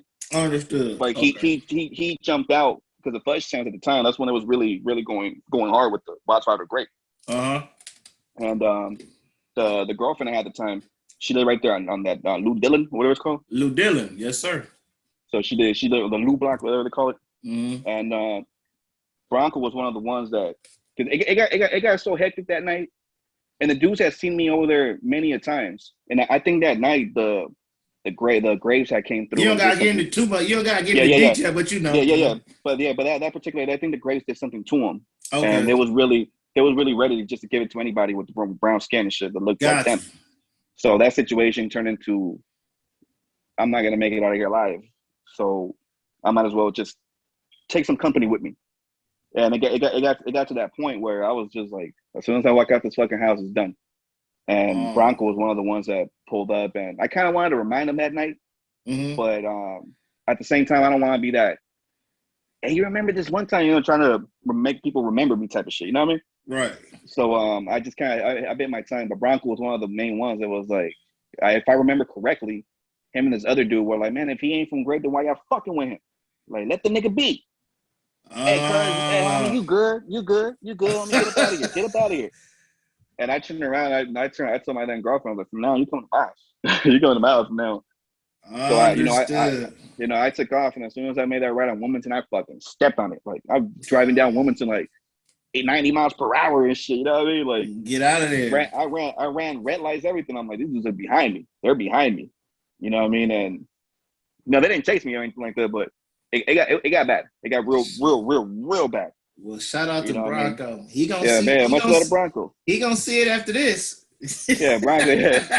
So I'm sure that would refresh his memory. You know what I Right. mean? That would refresh his memory. But I was trying to tell you the reason why when I say you stand on your 10 toes, bro, because regardless of how sometimes you will still get backlash because who you hang with. You are still you and you don't care. Like, bro, if this my homie. I don't give a damn what color he is. Yeah. And whatever your politics is, that's your politics. I'm still gonna hang with whoever. Yeah, personally myself, like if you notice, like I got homies, I call them family because I really do consider them family. Like I consider Bandana, one of my closest friends. Mm-hmm. I consider Red Rum a brother. Mm-hmm. His brother Lil Leak, I consider him family. You know what I mean? Big Tub, the homie Fudge, doing the homie Donnie Roo. Like all these dudes, they're all either now they're all red rags. Now that I think about it, Yeah. And all these dudes have shown me nothing but love and respect. You know what I mean? And I've showed it to them back. And we've been like that situation with Bandana and Red Rum and Bosco. We spoke about it when we went up there to your spot. Mm-hmm. And right that they weren't really focused on me. They were focused on them. And I could have easily just got up out of there, left them behind. But I was like, you know what? These are my people. I came with them. I'm leaving with them. Right. And you know what I mean? So it's one of them things that shit. Like, if I call you family, you're family regardless of thick and thin and shit. Right. You know what I mean? And that particular day when we had that video shoot, I got invited by both sides. That was Bronco and June. Shout out to Bronco and June. Yeah, shout out, man. Much love to June. I just talked to that for yesterday too. Mm-hmm. But me and June, like I've been friends with June for a very long time. You know what I mean? Like over a decade. Damn. And so June sent me the flyer, and then a couple of the homies sent me the flyer through Instagram. And then like the night before, I wasn't even planning to go up there. And I get a call from one of the blue rag homies, and he was like, "Oh, cuz you should come up here. You know, some of your homies gonna be up here, blood. You know, fucking with me because they know that I'm so cool. You should come through, blood. You wear your red, blood. You're a blood too, right?" And then they clouded, That's why I went up there. I went up there wearing my colors. You know, right. that's why I went up there with the gray. Mm-hmm. You know, and I ain't gonna lie. You know, I felt out of place at first, but you know. But you know, they embraced me, you know, and the dude saw me, you know, I'm shaking hands with the right people, and that's when all the other dudes that were there were like, "Oh, he must be somebody." Yeah, like, okay, he's somebody. Yeah. You know, and some of them were coming to me, kind of asking questions. Like, I'm wearing a T hat, you know what I mean? And Bronco and them, you know, they're wearing their town business hats, and them thinking I'm one of them. So they, you know what I mean? They're like, I heard one of them like, "Nah, I don't know, cuz like, okay, I think you're a rare rag or whatever." Yeah. You know what I mean? And one of them actually made it his business to ask like, "Hey, what's up, bro? So where'd you grow up at, homie?" Like, you know what I mean? Right. Like trying to. It was peaceful, but he was trying to figure out where you was from. Yeah, trying to figure out like, I'm from Torrance. I mean, like I'm straight up fucking Torrance. Yes, you know what I mean? I'm straight from the South Bay, the Harbor area. And then he was like, "Oh, that's for sure. But yeah, I know that you know a lot of homies over here." I'm like, "Yeah, I know so and so. You know what I mean?" And he was like, "Oh shit, for sure. If they your family, I'm your family too." I'm like, I like this vibe. Like right. You know what I mean? So, you know, and I definitely appreciated that experience and shit because I actually saw, you know, firsthand like there's like the unity, like there was actual unity right there, and no fights broke out.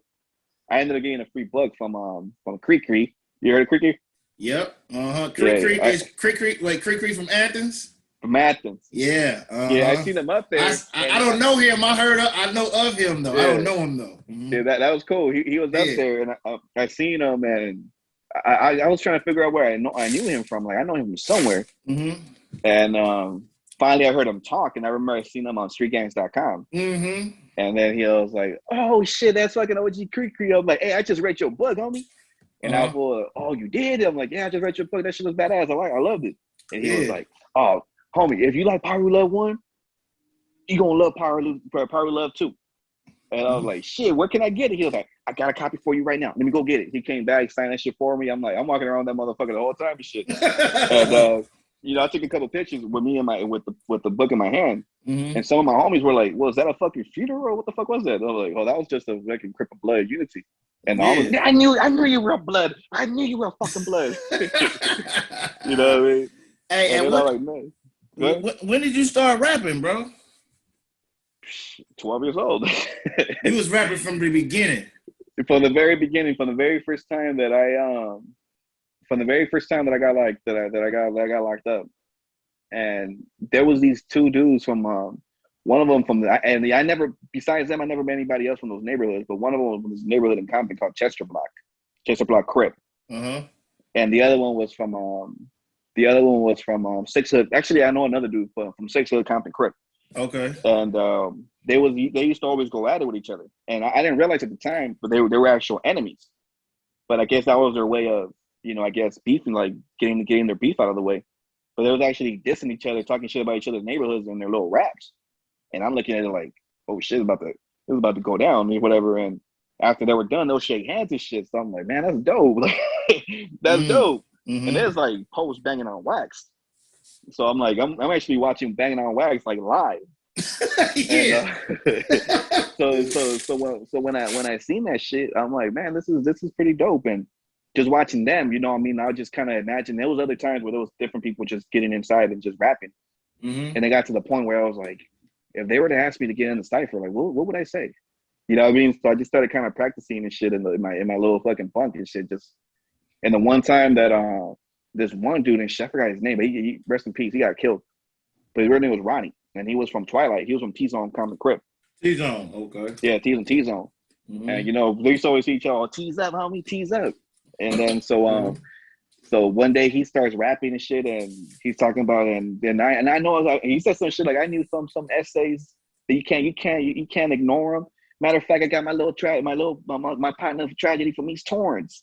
And he's like, he told me to get in, so I just started. I can't remember what I said and shit, but that was like the very first time he rapping out loud. And then they're like, like you kind of like nodding their heads and shit, like yeah, oh, I'm like okay, cool, like okay, I think I said something correct. And afterwards, well, yeah, one of the dudes, and matter of fact, he was from Fudgetown too. His name was Dwayne. They call him Young. I think maybe he was Young Gangster number 5, but his actual hood name was Gangster. Okay. And he's like, he told me too, like he was real laid back. He sounded like BG from Cash Money. And he tell you like, hey, cuz, what you said was dope, cuz. But look, the way you're saying things a little too correctly. Don't say you, say chew. Don't say yours, say chores. Like you're just saying things a little too correctly, and it doesn't really go. So just work on that. This shit was hard though, cuz. I'm Fudgetown. That shit was hard. And then every so often, I'll go and talk to him and shit. I'll be like, hey, so would you say that? He's like, I'm telling you, just find other ways to say, say certain words. Like you say it too much like a Mexican. Try to make it sound a little more urban. Yeah, like, you know what I mean? So I'm like, okay, cool. I'm like, and he was kind of was the one that kind of made me like figure out how to say certain shit. right. You know what I mean? So from there, that's where it started. And little by little, like I used to always get into whenever people would rap and shit, like I'll jump in, like. And at first, people would look at me like, "Man, shut the fuck up," and then they're like, "Nah, like let him go ahead, Let him do his thing." Yeah. You know what I mean? So that's how I kind of developed my little by little. At first, I was kind of a battle rapper type of shit. You know what I mean? So it was like, yeah. And when I was in high school, matter of fact, right there at Gardena, I don't know if you're familiar with the homie with Dre Vicious. Yeah, he battle rap, right? Yeah. Yeah. He was part of I forgot the name of that girl. Like he was part of this crew called Hood's Finest or some shit like that for a minute. Some dude named Dub, some dude named Dub from Athens, and there was a bunch of other little different dudes from different neighborhoods. Oh yeah, I think I know who Dub is too. The light, he kind of skinny, kind of tall. Yeah, Yeah, real skinny. He been rapping for years. For years, yeah. He's supposedly, I guess he's like from Athens or some shit. Yeah, And, I believe so. Yeah, and Dre Vicious was up at that school, so he's always freestyling, always fucking rapping his ass off. So whenever he get in a little rap battle, I'll get in with behind him. Shit. And then there's one time that I guess I pissed him off because I was trying to cut him off. He said some shit to like, you know what, like, so I got more. I was wearing a polo shirt, and he was like, "Man, I got more stripes than your fucking polo shirt." And he does like shit. Like matter of fact, try to stay away from the niggas and bring me some tamales or some shit like that. And, yeah, so that shit shut me down. I was like, I ain't never battle rapping again. This is it. You know what I mean? And that was pretty much the end of my fucking rap battle because I lost all confidence that day because I'm really going at it with a battle rapper. This motherfucker's a battle rapper. Understood. You know what I mean? I couldn't battle rap my fucking way into $1 million nowadays. So you went from battle rapping to just you started putting it on wax and started making songs. putting it on wax. Understood. And I had a couple opportunities and shit where I was actually like in the process to actually, maybe being somebody on a higher level, but just things didn't go the right way. I'll text you. I'll send you the people that I was fucking with. Okay. You know what I mean? Because some of it's too fucking hard. It's too good to sound like reality. You know what I mean? It might sound like some bullshit. You know what I mean? Understood. But G Unit was on the table. Let's just leave it as that. Okay. But you know what I mean? But I ended up, linking up with some other dudes and shit that, made a bunch of false promises. And there was this label, it's really, at this point, it ain't really shit no more. But there was a label at the moment called High Power Entertainment. I don't know if you're familiar with them. I think so. Mr. Capone and Mr. Criminal and Lady Pinks. And they had like a pretty good platform and shit to really, put themselves out there. And they actually came to me, one of them actually came to me one day, I happened to run into him in downtown LA. And then he was like, I don't know if you remember me, but I was like, so-and-so's family. I'm like, I'm so-and-so's cousin. And like, and I know you rap, and I've seen some of your stuff on YouTube, and I think we have a home at High Power. And I'm like, okay, cool, but what are we talking about? And he was like, you know what, we'll put the money up so you can put your album out. If it makes money, you make money. If it doesn't make money, you don't make money. Simple. Okay. So it wasn't like, no, like you're gonna be fucking indebted to these motherfuckers. You know what I mean? So I'm like, okay, that sounds good. And then he was like, all right, well, just come up to the office. You can meet, Capone. They call him Caps. And then you come up and meet Caps, and we'll go from there. But we like you. I'm like, all right, sounds good. Right. You know what I mean? And then in the middle of that, you know, I started dealing with another crew, you know, and all these I was the only Mexican in that shit. So Mm-hmm. when I was dealing with them, I told them like this is the opportunity. And then right away they kind of went into like, nah, we got this lined up already. You know, we got some distribution coming out. You know, we're gonna put you out. We're gonna put you out next. And I'm Mm. like, so they kind of like, I mean, I made it seem like you gave me the whole little fucking bullshit speech. Like, if you go fuck with them, you know what I mean? It's guaranteed you're not gonna make no money if you're having us to sell. You stay fucking with us. Like, you gonna make money. We're gonna make money regardless if your shit don't sell. So it was just a bunch of fucking false promises. You know what I mean? Like, Understood. it was just a Understood. bunch of false promises. And afterwards, you know, I recorded a bunch of shit. I paid for certain beats. And the fucked up shit about it, the beats that I paid for ended up being used by somebody else, even though I paid for it with my own And money. you paid for them. Yeah, and this Oh one wow. particular, and this just to show you how shady shit, you know, at the time, shit just fucking bullshit it was. There's one particular night, and I never gonna forget it. This is around the time that I can't remember. I think it was called the Graveyard Shift by E40, Mm-hmm. and I happened to be up in the Bay Area. You know, I went up there just on parlay shit, Yep. and Yep. I ended up going up there, and I'm in Oakland, and we had some club in Oakland, and E40 was there, and he was just on there just kicking it too, just on some parlay shit. Mm-hmm. And you know, I kind of went up to him. I told him, "Hey man, I don't know if you remember, but we did a show. We opened up for you at the Key Club." Mm-hmm. And then he was like, I gave him a sack of weed and shit because the weed man wasn't around. And 840, my favorite rapper. the E40 is Mm-hmm. the shit. Mm-hmm. So he's right there in the cut or whatever. And he that particular day at the Key Club, and he was like, "Hey man, like the fucking weed man, who got some ganja around this motherfucker?" And you know, I had my personal stash for sale and shit. And I was like, here you go, OG. And I just gave it to him. How much I owe you for this? I'm like, go ahead. It's all yours. He was like, all right, but you want to smoke with me? And I said, I want to smoke. But fuck yeah, I'm gonna smoke with you. You Yeah. know what I mean? So you Yeah. know what I mean? So we in the VIP. There's around the time when that song "Bitch" came out. Yeah. Nigga don't nag like a bitch. Yeah. Too Short Mm-hmm. came out. You know, Too Short. He brought Too Short out that night. So you know, I'm over there fucking smoking with. I'm damn near fucking passed out in the fucking couch. I don't smoke. You know Mm-hmm. what I mean? And so long story short, that day that I happened to be out there in the Bay Area in Oakland, I seen E40 and I reminded him, I'm like, bro, I don't know if you remember me because I know you meet a lot of motherfuckers, you know, on a daily basis and shit. But at the Key Club, you know, I give you that weed. They're like, oh yeah, I remember you, my nigga. You know, start Mm-hmm. chopping it up or whatever. And I start rapping, you know, like I play on some of the shit that I had on my phone, on my BlackBerry. Mm-hmm. Just so happens that one of the songs I fucking played for him, he starts nodding his head. He was like, oh, you flipped that beat, huh? Oh man, you did that shit, bro. Like I like this. And I'm like, what you mean I flipped it? He was like, this is from I forgot the other album, but damn, I can't remember the name of that song. But that beat Mm-hmm. that I was rapping on that I was so fucking proud of, Mm-hmm. it turned out to be one of his beats. Oh, did they He took it out. they didn't remake it, or it was just the He same beat? remade it. Oh, He he remade remade it. it. Okay. Mm-hmm. He remade it, but it was the same cadence. It was the same. I would have to find that shit to tell you exactly what song it was. But Okay. E40 heard it, and E40 took it as some mixtape shit. Like I'm going off of his shit. But in reality, Oh, you was really I going didn't hard. You didn't like. know. But in reality, I'm going hard on a beat that belongs to him. That this dude made it seem, you know, he fucked around with it a little bit and sold it to me like it was his own personal production. You know what I mean? Understood. So if E40, well, I'm sure if 40 or his management team would have realized that that beat was completely, I'm not gonna say sabotage, but it was completely remanufactured. Mm-hmm. They would have been on something like, we need some money for this shit. Like you're gonna fucking fuck around with our intellectual property. You know what I mean? Like, Right. you know, it Right. was produced by Rick Rock too. So Rick Rock could have easily fucking had me beat the fuck up right there on the spot. Like, how you gonna remake my shit?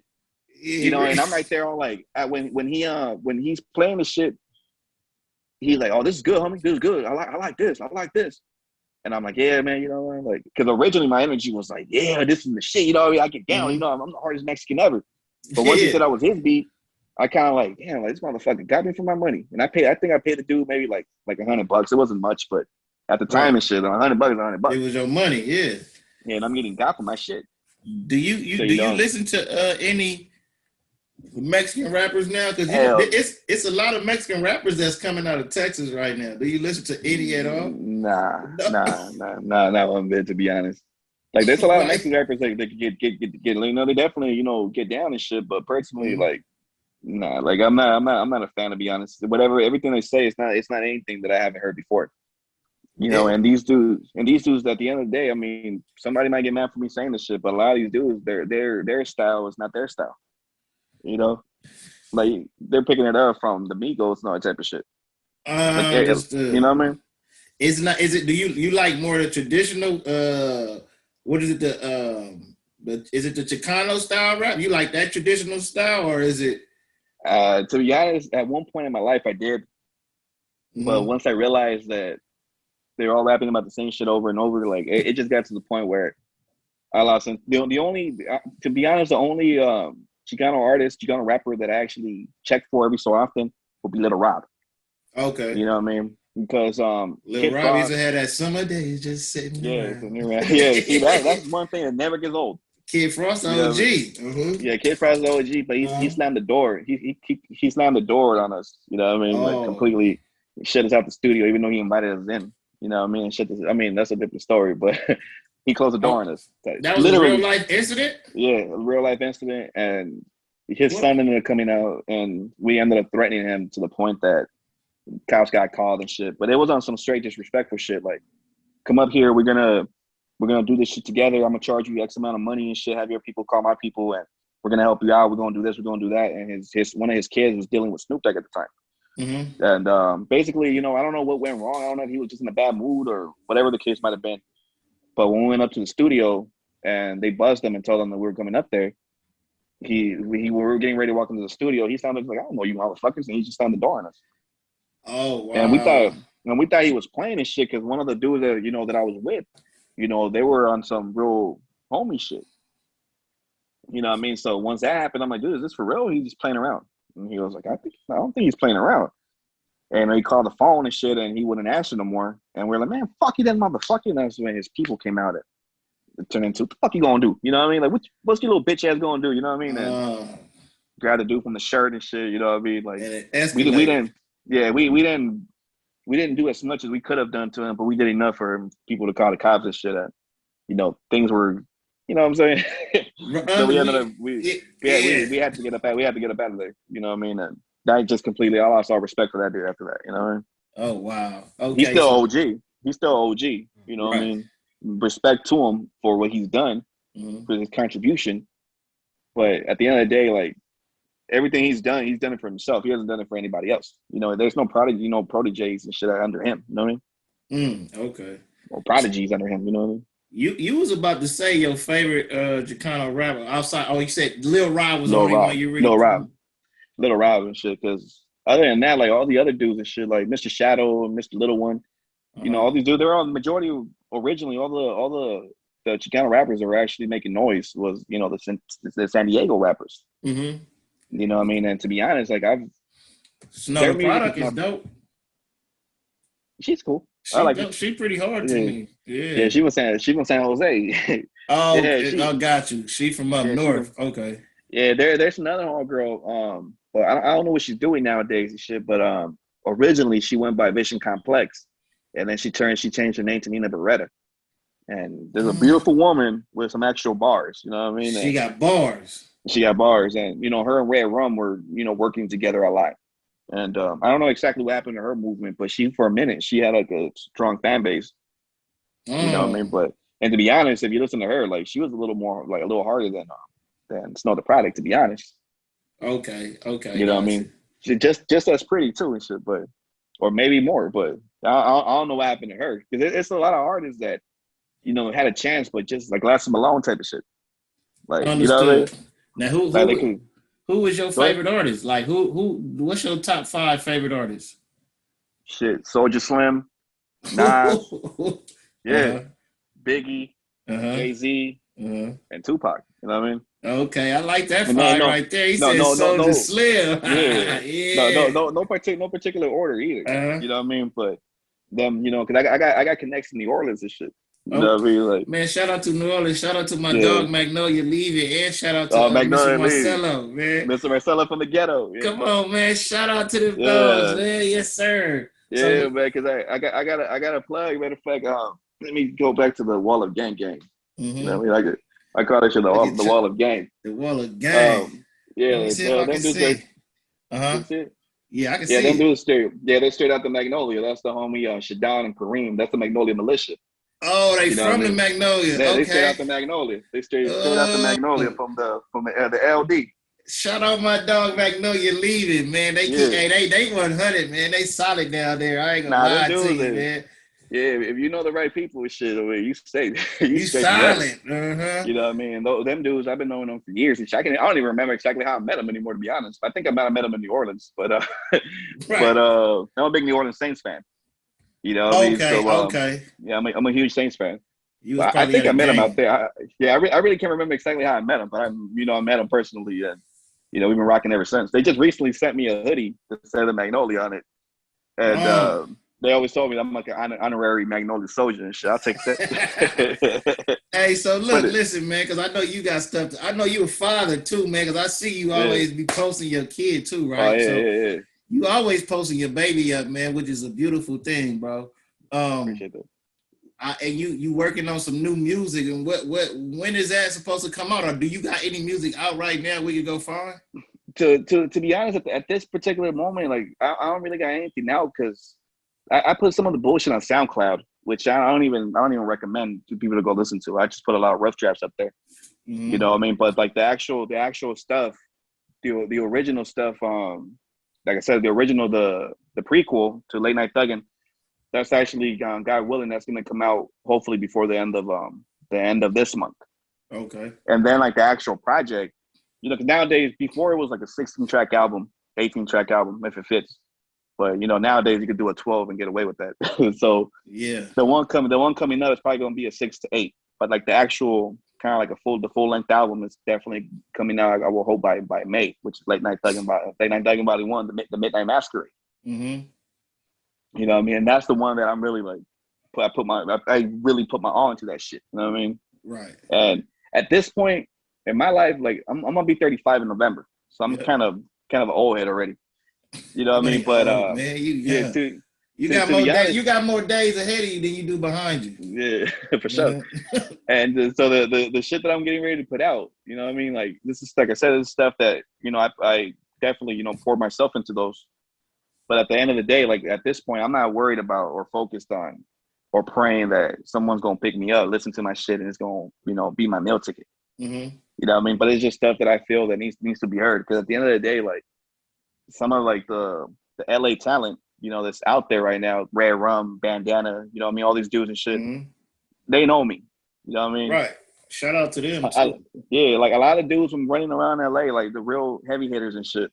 Somehow, some way, they know me or know of me. Yes. You know what I mean? So Yeah, you definitely connected. yeah, Shout out and to I Ruben don't want, Bandana, man. Yeah. yeah, Bandana. But even Bosco, you know what? Like I gotta say a little about Bosco. Mm-hmm. Bosco 100. Uh-huh. No disrespect to him. God bless him. He's doing his shit. But Bosco is Bosco because of tragedy. Uh-oh. Bosco is Explain Bosco. that, please. And the reason why I even bring that up is because originally, no disrespect to him, not Uh-huh. taking anything from him. He Yeah, came up. we not dissing nobody on here. You But just telling a story. yeah, but Mm-hmm. Bosco originally, when we first met him, we met him at a video shoot up in a motorcycle club out up in on Broadway.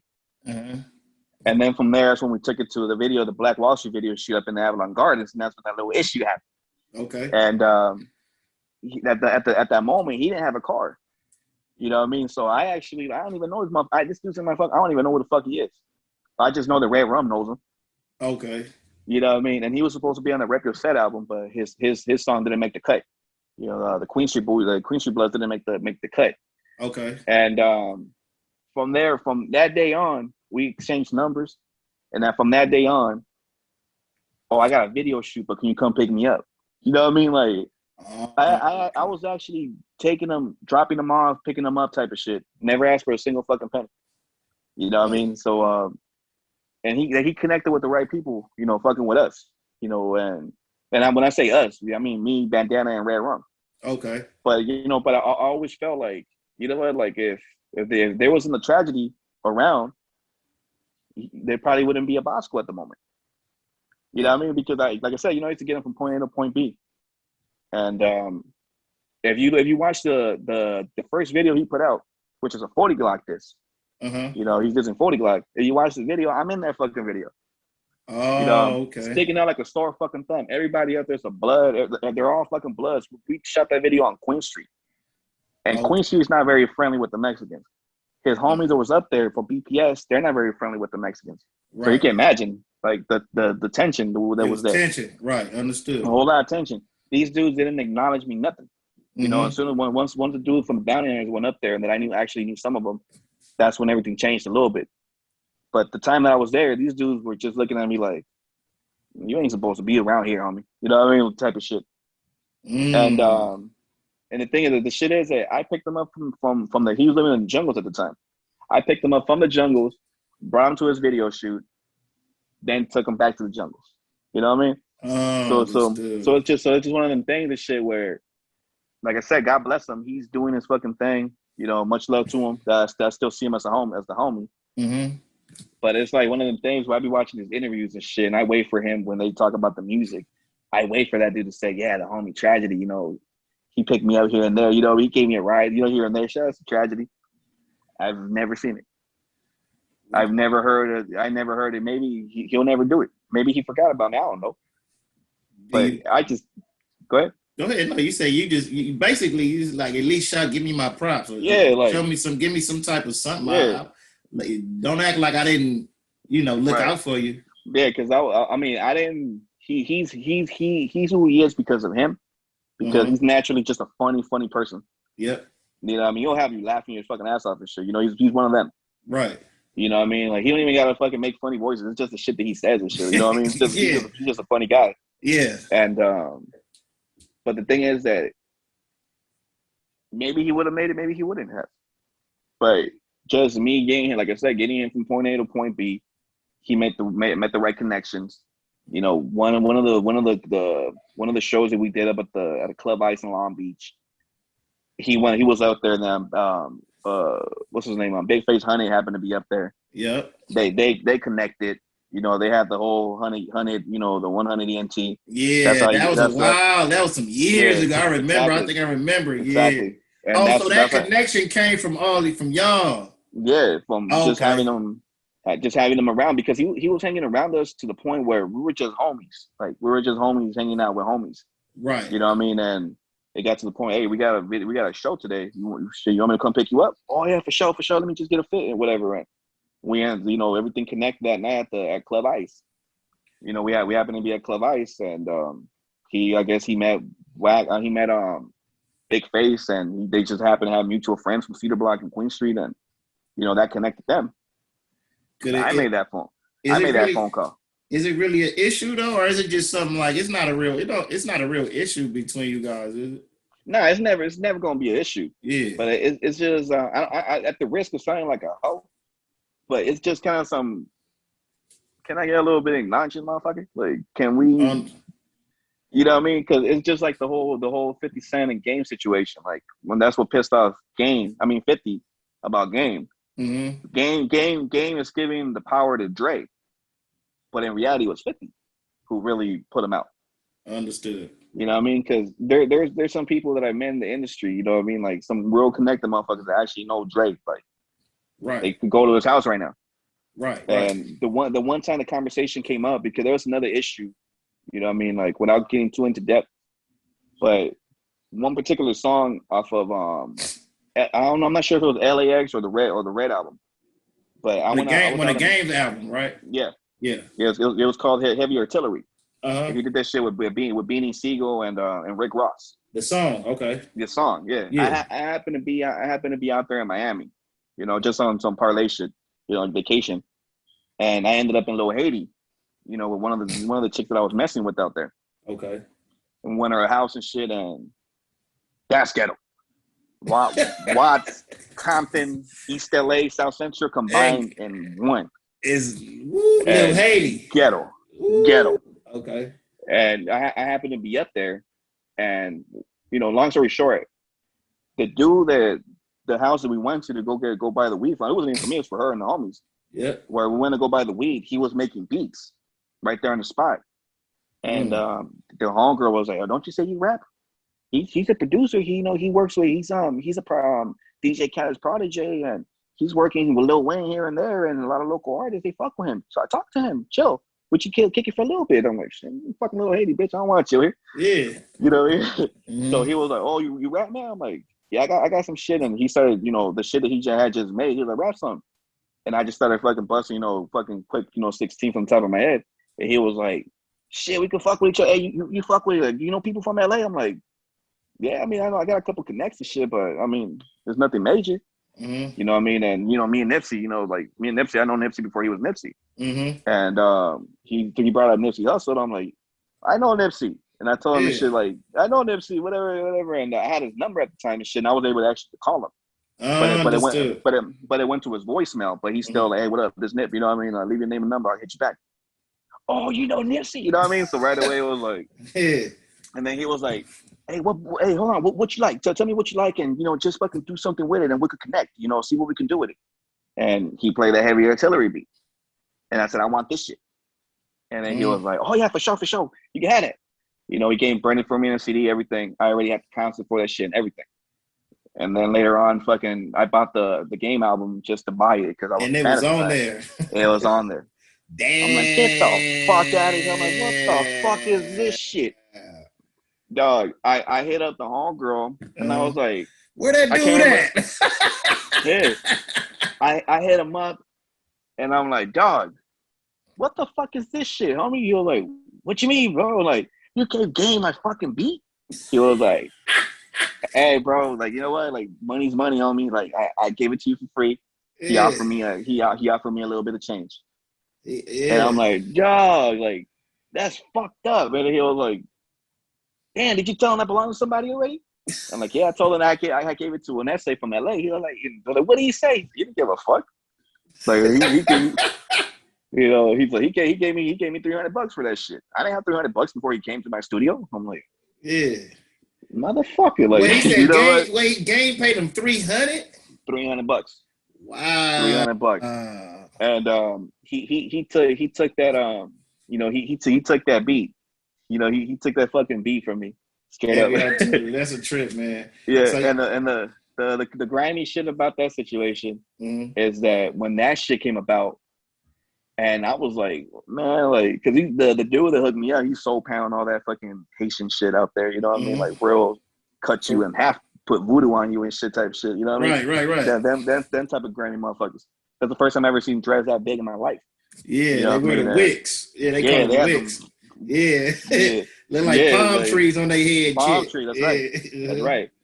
And the dude, and I was mad as fuck. I'm like, man, I'm going to Miami fucking in a couple months, so I'm gonna beat that motherfucker's ass. And the homie was like, dog, like, you don't fuck with them, homie. Like, you don't fuck with them. Hell no, they crazy, man. I mean, he was like, you go over there, you might win that fight, but when you come, by the time you make it back to LA, like, your fucking ears gonna fall off with that voodoo shit on. Right. You know what I mean? So you got, so you work. Okay? So the name of your project that's coming up, what's the title again? The one that's coming out right now is going to be called Late Night Thuggin' the Prequel, The Night Before the Masquerade. Okay. And Go ahead. No, I was saying, do you got any features on it? To be honest, the only people that's going to be featured on that shit, because I mean, at the end of the day, like, I don't got the voice to be for the hooks. Uh-huh. You know what I mean? And I just got, I don't know, like, I don't know, I think they just overlap my voice here and there and shit. But personally, I don't like doing hooks.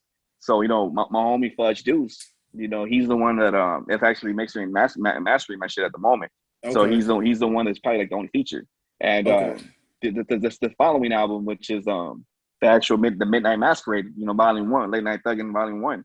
That one I'm gonna have because for some reason I know Bandana for so many fucking years, I ain't got not one song with him. That's a trip. You know what I mean? And I got countless songs with Rare Rum. Uh-huh. But not Bandana. not Bandana. So I'm gonna have to get him on some shit. You know what I mean? Right. Yeah, because I'm telling you, we've been knowing each other forever and shit. We acknowledge each other as family and shit. But yeah, we ain't got nothing together, that motherfucker. Right. Well, he But gonna hear this. he's I'm gonna doing make sure he his hear shit this. right now. So Yeah. I yeah. know. So Yeah. so my guy, that's my guy right there. So I'm gonna make sure I get his ass on something. But because the only reason why like this album, because this album was pretty much already completed years ago. You know what I mean? It Oh, just never seen the light. I You know what I got mean? you. So this is just shit that like I said, financially is just something that I spent so much money on this fucking studio time and fucking the beats, actually getting the actual beats. Like after that, like I said, that situation with E40 and Rick Rock and shit, like with Yeah. that beat. And like I said, luckily they didn't know that, somebody just completely did their shit. You know what I mean? They picked it up right away. They knew it was their beat right away. You know what I Right. mean? He can But hear ever it. since that situation, it's like, you know what? Yeah. So ever since that situation, I'm like, you know what? I'm just gonna stop being a fucking cheap ass and shit and getting shit off the fucking SoundCloud. Like I'm gonna actually get these fucking producers that I actually know and just actually pay for this fucking beats. Okay. You know what I mean? So the one that's coming out, that's all. Like I said, it's all old stuff that I actually pay for out of my own pockets. Like I said, financially, it's something that has to see the light because Right. so much time and effort and money were invested in that fucking just to get the beats and get the studio time and the engineers and shit. Engineers ain't gonna work free, Yeah. especially when ass can't rap and shit. You know what I mean? They want their money. You know what I mean? What? So, but the second album, Yep. go ahead. No, go ahead. The second album. What? I'm saying like the actual debut album, which is Late Night Thuggin' Volume 1, The Midnight Masquerade, that too is gonna be pretty much all me, with the exception of the homie Fudge Deuce on the hooks. Okay. But then, the third the second installment, which is volume 2, which is gonna be the Midnight Love album, then that one is the one that I'm already working on it. I'm pretty much done with it. But that one I do definitely gotta get people on that shit. You know what I mean? Got you. And Red Rum for sure. Red Rum, there's absolutely no way that I cannot get a Red Rum verse. Like Red Rum has to be on my shit. I ain't gonna lie. And Red Rum, June dope. Dog is another person. I spoke to him. Yes, Red Rum's hard as fuck. Red Rum, And to be honest, hard. I get mad for him. They hard. Yeah, to be honest, I get mad for Red Rum. Because I know Red Rum, and I know the kind of person he is. I know his caliber. I know his heart. You know what I mean? Like I know him on a personal level. Right. And that should be pissing me off, bro, when I really be thinking and shit like the homie should have been on. You know what I mean? Like he is on, because I'm sure like earlier when you spoken to him, like he's actually related to Corrupt. Uh-huh. Him and Corrupt. Him and Corrupt are, well, I know he doesn't like saying the word, but they're cousins. Right. And Corrupt went as far as doing a fucking album with DJ Quick, but then do an album with his own blood. Understood. Around. Right. So, you know what I mean? Because I understand his frustration and shit. You know what I mean? I understand his anger and frustration because I know he's been blackballed and shit. You know what I mean? You know what? Red Rum ain't no joke. Red Rum ain't no joke on the mic, man. Red Rum, Bronco ain't no joke. They can do it all over again. They can do it. If they want to do a return of whatever, they can do it all over again and kill this time, man. To be honest with you. It's the perfect time. I think they actually tried to do it before, but I don't know what happened to it, because they did the whole like Banging on Wax 2000. They had all these different flyers on MySpace and during the MySpace days, but it didn't go any further than that. Timing is everything, though. And then, and then right now and shit with all these fucking kids and shit is really on this retro shit, because you notice all these different artists and shit, like all these new artists, they're sampling one way or another. They're sampling all the old, or like the RJ, he sampled that Juvenile. My Nana's gonna ride with me. Yeah, up in the ride with me. Yeah. He sampled that shit, and there's a few others that I picked up right away. That my little family members and shit that listen to that shit, they don't know that that's actual some old school shit. Yeah, they think it's new. Yeah. I know it's like just want to ride with me. Yeah, that's the devil Juvenile. Be up in the ride with me. That's do a homicide with me. That's 400 degrees. On 400 Degrees, one of the hardest rap albums ever made. So that's one of them things shit where I think right now, since dudes are on I'd rather call it retro. You know what I mean? I don't want to call it old school. But right now they on the retro tip. So I think right now at this point, this would be the right time to actually go ahead and do that. And that's why, once I actually put these albums out, because I can't I'm the type of person that I can't like a lot of shit that I recorded these past few months are bars that I already had in my head for like months or years and shit. Right. But I'm like Lil Wayne. Lil Wayne said it in an interview when he put out the Squad Up albums. What all I remember all the Squad Ups with Gutter. Everybody was up. Come on, man. Yeah. Yes. But The Squad Ups came out. That was about what? 03 maybe? 03? 03, 04. Yeah. This is right in between. It was right in between that. Okay. Remember that shit? Damn, that shit break. Can you hear me? There you go. And he said it in an interview. Okay. Yeah. Hear me? Yeah, I can hear you. Yeah, I hear you. Yep. All right, cool.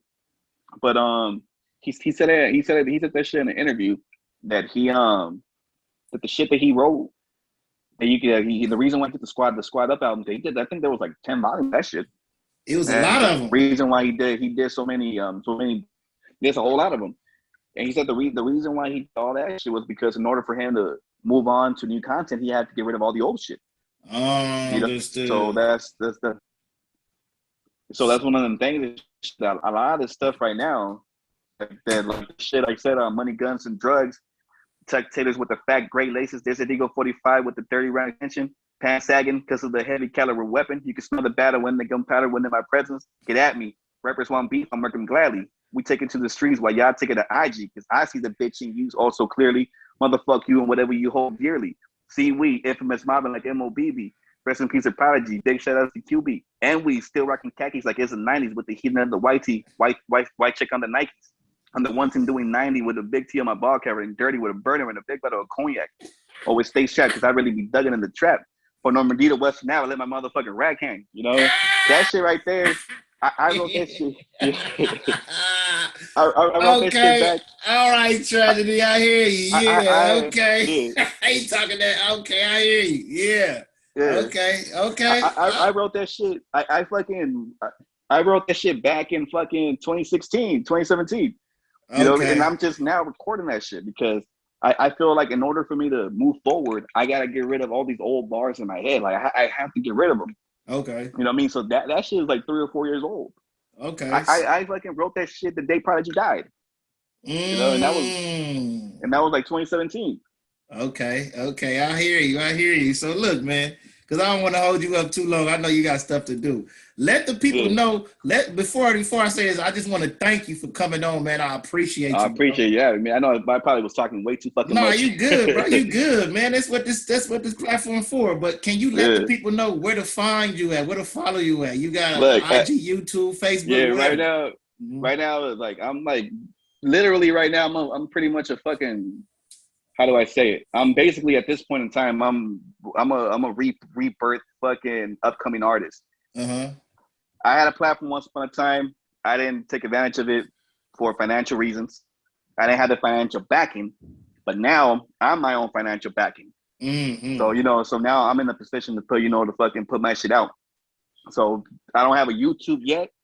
The YouTube that I do have, I don't even remember the password. But that's some old ass shit. You can find me on YouTube. It's Tragedy the Boss. That's TragedyDaBoss. And on Instagram, it's that flat on Tragedy's Been Fly, which is TragedyBeenFly. And then I got my music MySpace. I mean, you see MySpace. I'm going backwards. my music Instagram. That's how old I am. But my music Instagram. That's Tragedy the Boss, TragedyDaBoss. And I haven't been fucking with it, but now since I got this, this album coming out, I'm definitely gonna start fucking with it more, uploading some more shit. But that Tragedy Been Fly, that shit's public. Motherfuckers don't want to follow me, that's fine. You guys are welcome to look at my life because I'm no different from anybody else. You know what I mean? Right. I'm a father first. And I tell you, I'm very proud of that. Yeah. But at the same time, I'm a man that can rap. I'm not a rapper. I'm just someone that can rap. I respect. Can I say one more thing before we go? Go ahead. Do your thing. Go ahead. There's my latest shit, and this is copywritten. Like I said, I got a little bit of money now, so now I got legal. so don't fucking steal my shit. Look, he said your father. Y'all noticed that picture in the back. He told you he's a father. Oh yeah. Yeah, that's when she turned Yeah, one. That was at yeah. Disneyland too. It's a beautiful thing, Yeah, man. yeah, for sure, man. But like this the most recent shit that I just laid down, and I said like it was both a gift and a curse not to have life's advantages. Moms tried her hardest, but the hood molded young savages. Spent all of her nights praying to Jesus Christ of Nazareth, while I was on the block smoking cannabis, sipping activists. Out there on some active shit, Glock with the extended clip. Siggy got killed, so now we declaring war on all the Crips. Murder anything breathing, I just want her to kid. And if we beefing though, it's fuck you and your next of kin. Because it's grimy where I grew up at. Texas hats and Panther tats. Carolina blue and gray clothing. Extend the one to Mac. Shootouts on Western Ave. They hit us, then we hit them back. No leg shots, no chest shots. We aiming for your thinking cap. So, because retaliation is a must. I tell every single bitch that gets in my whip, she better be down to bust. Because ain't no telling where it's going down. The war is on till we're all pronounced. Dead at the scene, but in hell, it's still going down. You know? Hey, look, tragedy. Man, let me hear something. I'm gonna go to your music Instagram. Am I following that one? I think you might be. Yeah, I think I need to hear. I need to hear you. I got to hear you on wax. I ain't gonna lie. If you go on SoundCloud, type in Tragedy the Boss, you'll see my old shit up there. Okay. Some of the shit that I'm putting up there, the original rough draft is up there. Okay. And that shit is gonna be on the prequel. All right. It's just gonna be remastered. It's gonna have a better quality sound because, like I said, I keep going back to that. I'm in a financial position now where I can afford if I can get some quality work. You can make it happen. Yeah. I can make it happen, and I'm very blessed to be essential with the Corona shit. I'm an essential worker, so God bless me to be able to keep my job and shit, and God bless me with the right business mind to be able to put money away to the side and shit. And right, you know what I mean? I realized this shit. I spent all this money on rent and bills and my daughter and shit, and I was just like, you know what, like. I have the right to fucking go back to the studio. Right. You know what I mean? Do something constructive instead of buying fucking. I mean, not that there's anything wrong with that, but instead of buying $200 pairs of shoes and shit, which is nothing wrong with that, I still do it. you can still go. You can put your money into other things that you want to do. Yeah. So shout out to the Red Room Studios and shit located in Gardena, California. The homie at. You know what I mean? If you're familiar with with Red Room Studios, he's charging $300 for 12 hours. So go see the homie, tell him the Tragedy sent you. He might give you a discount or not. He might charge you more, one of the two.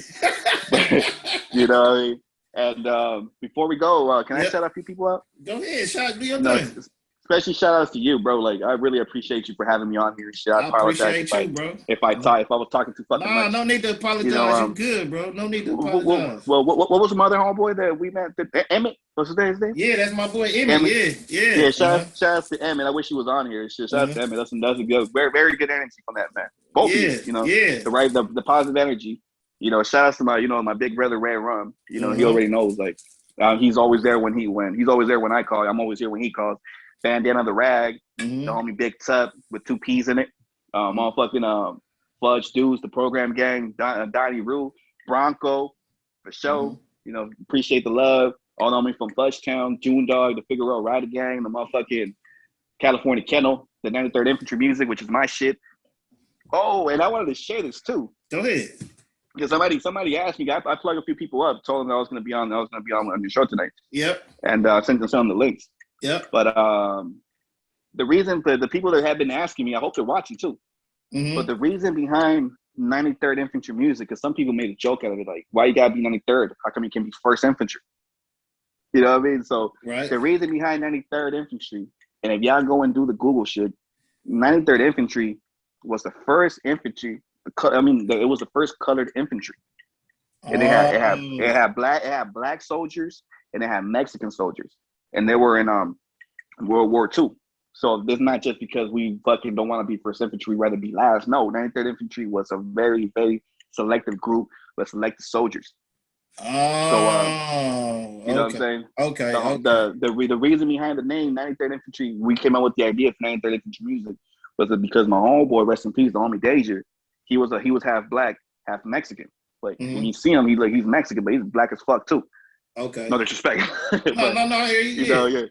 But he's the one. We the one that came up with that shit together.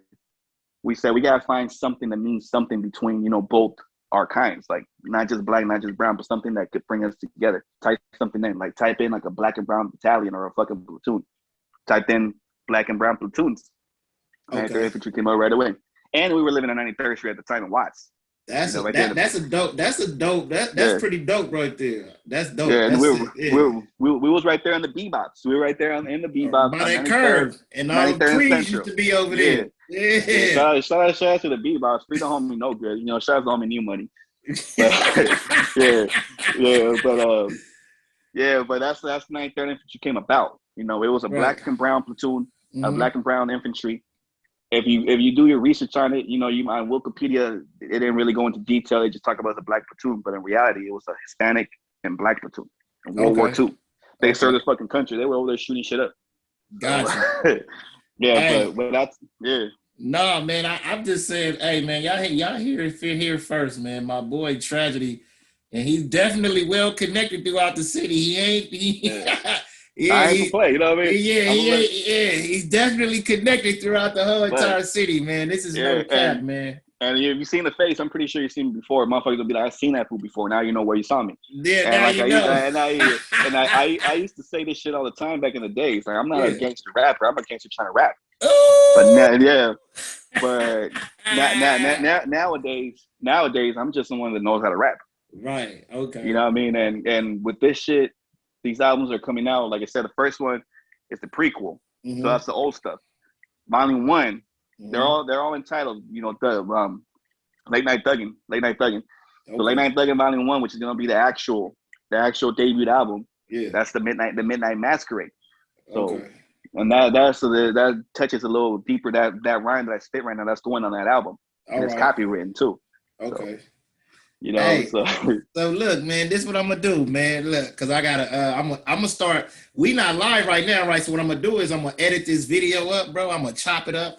I'm gonna have edit the bullshit.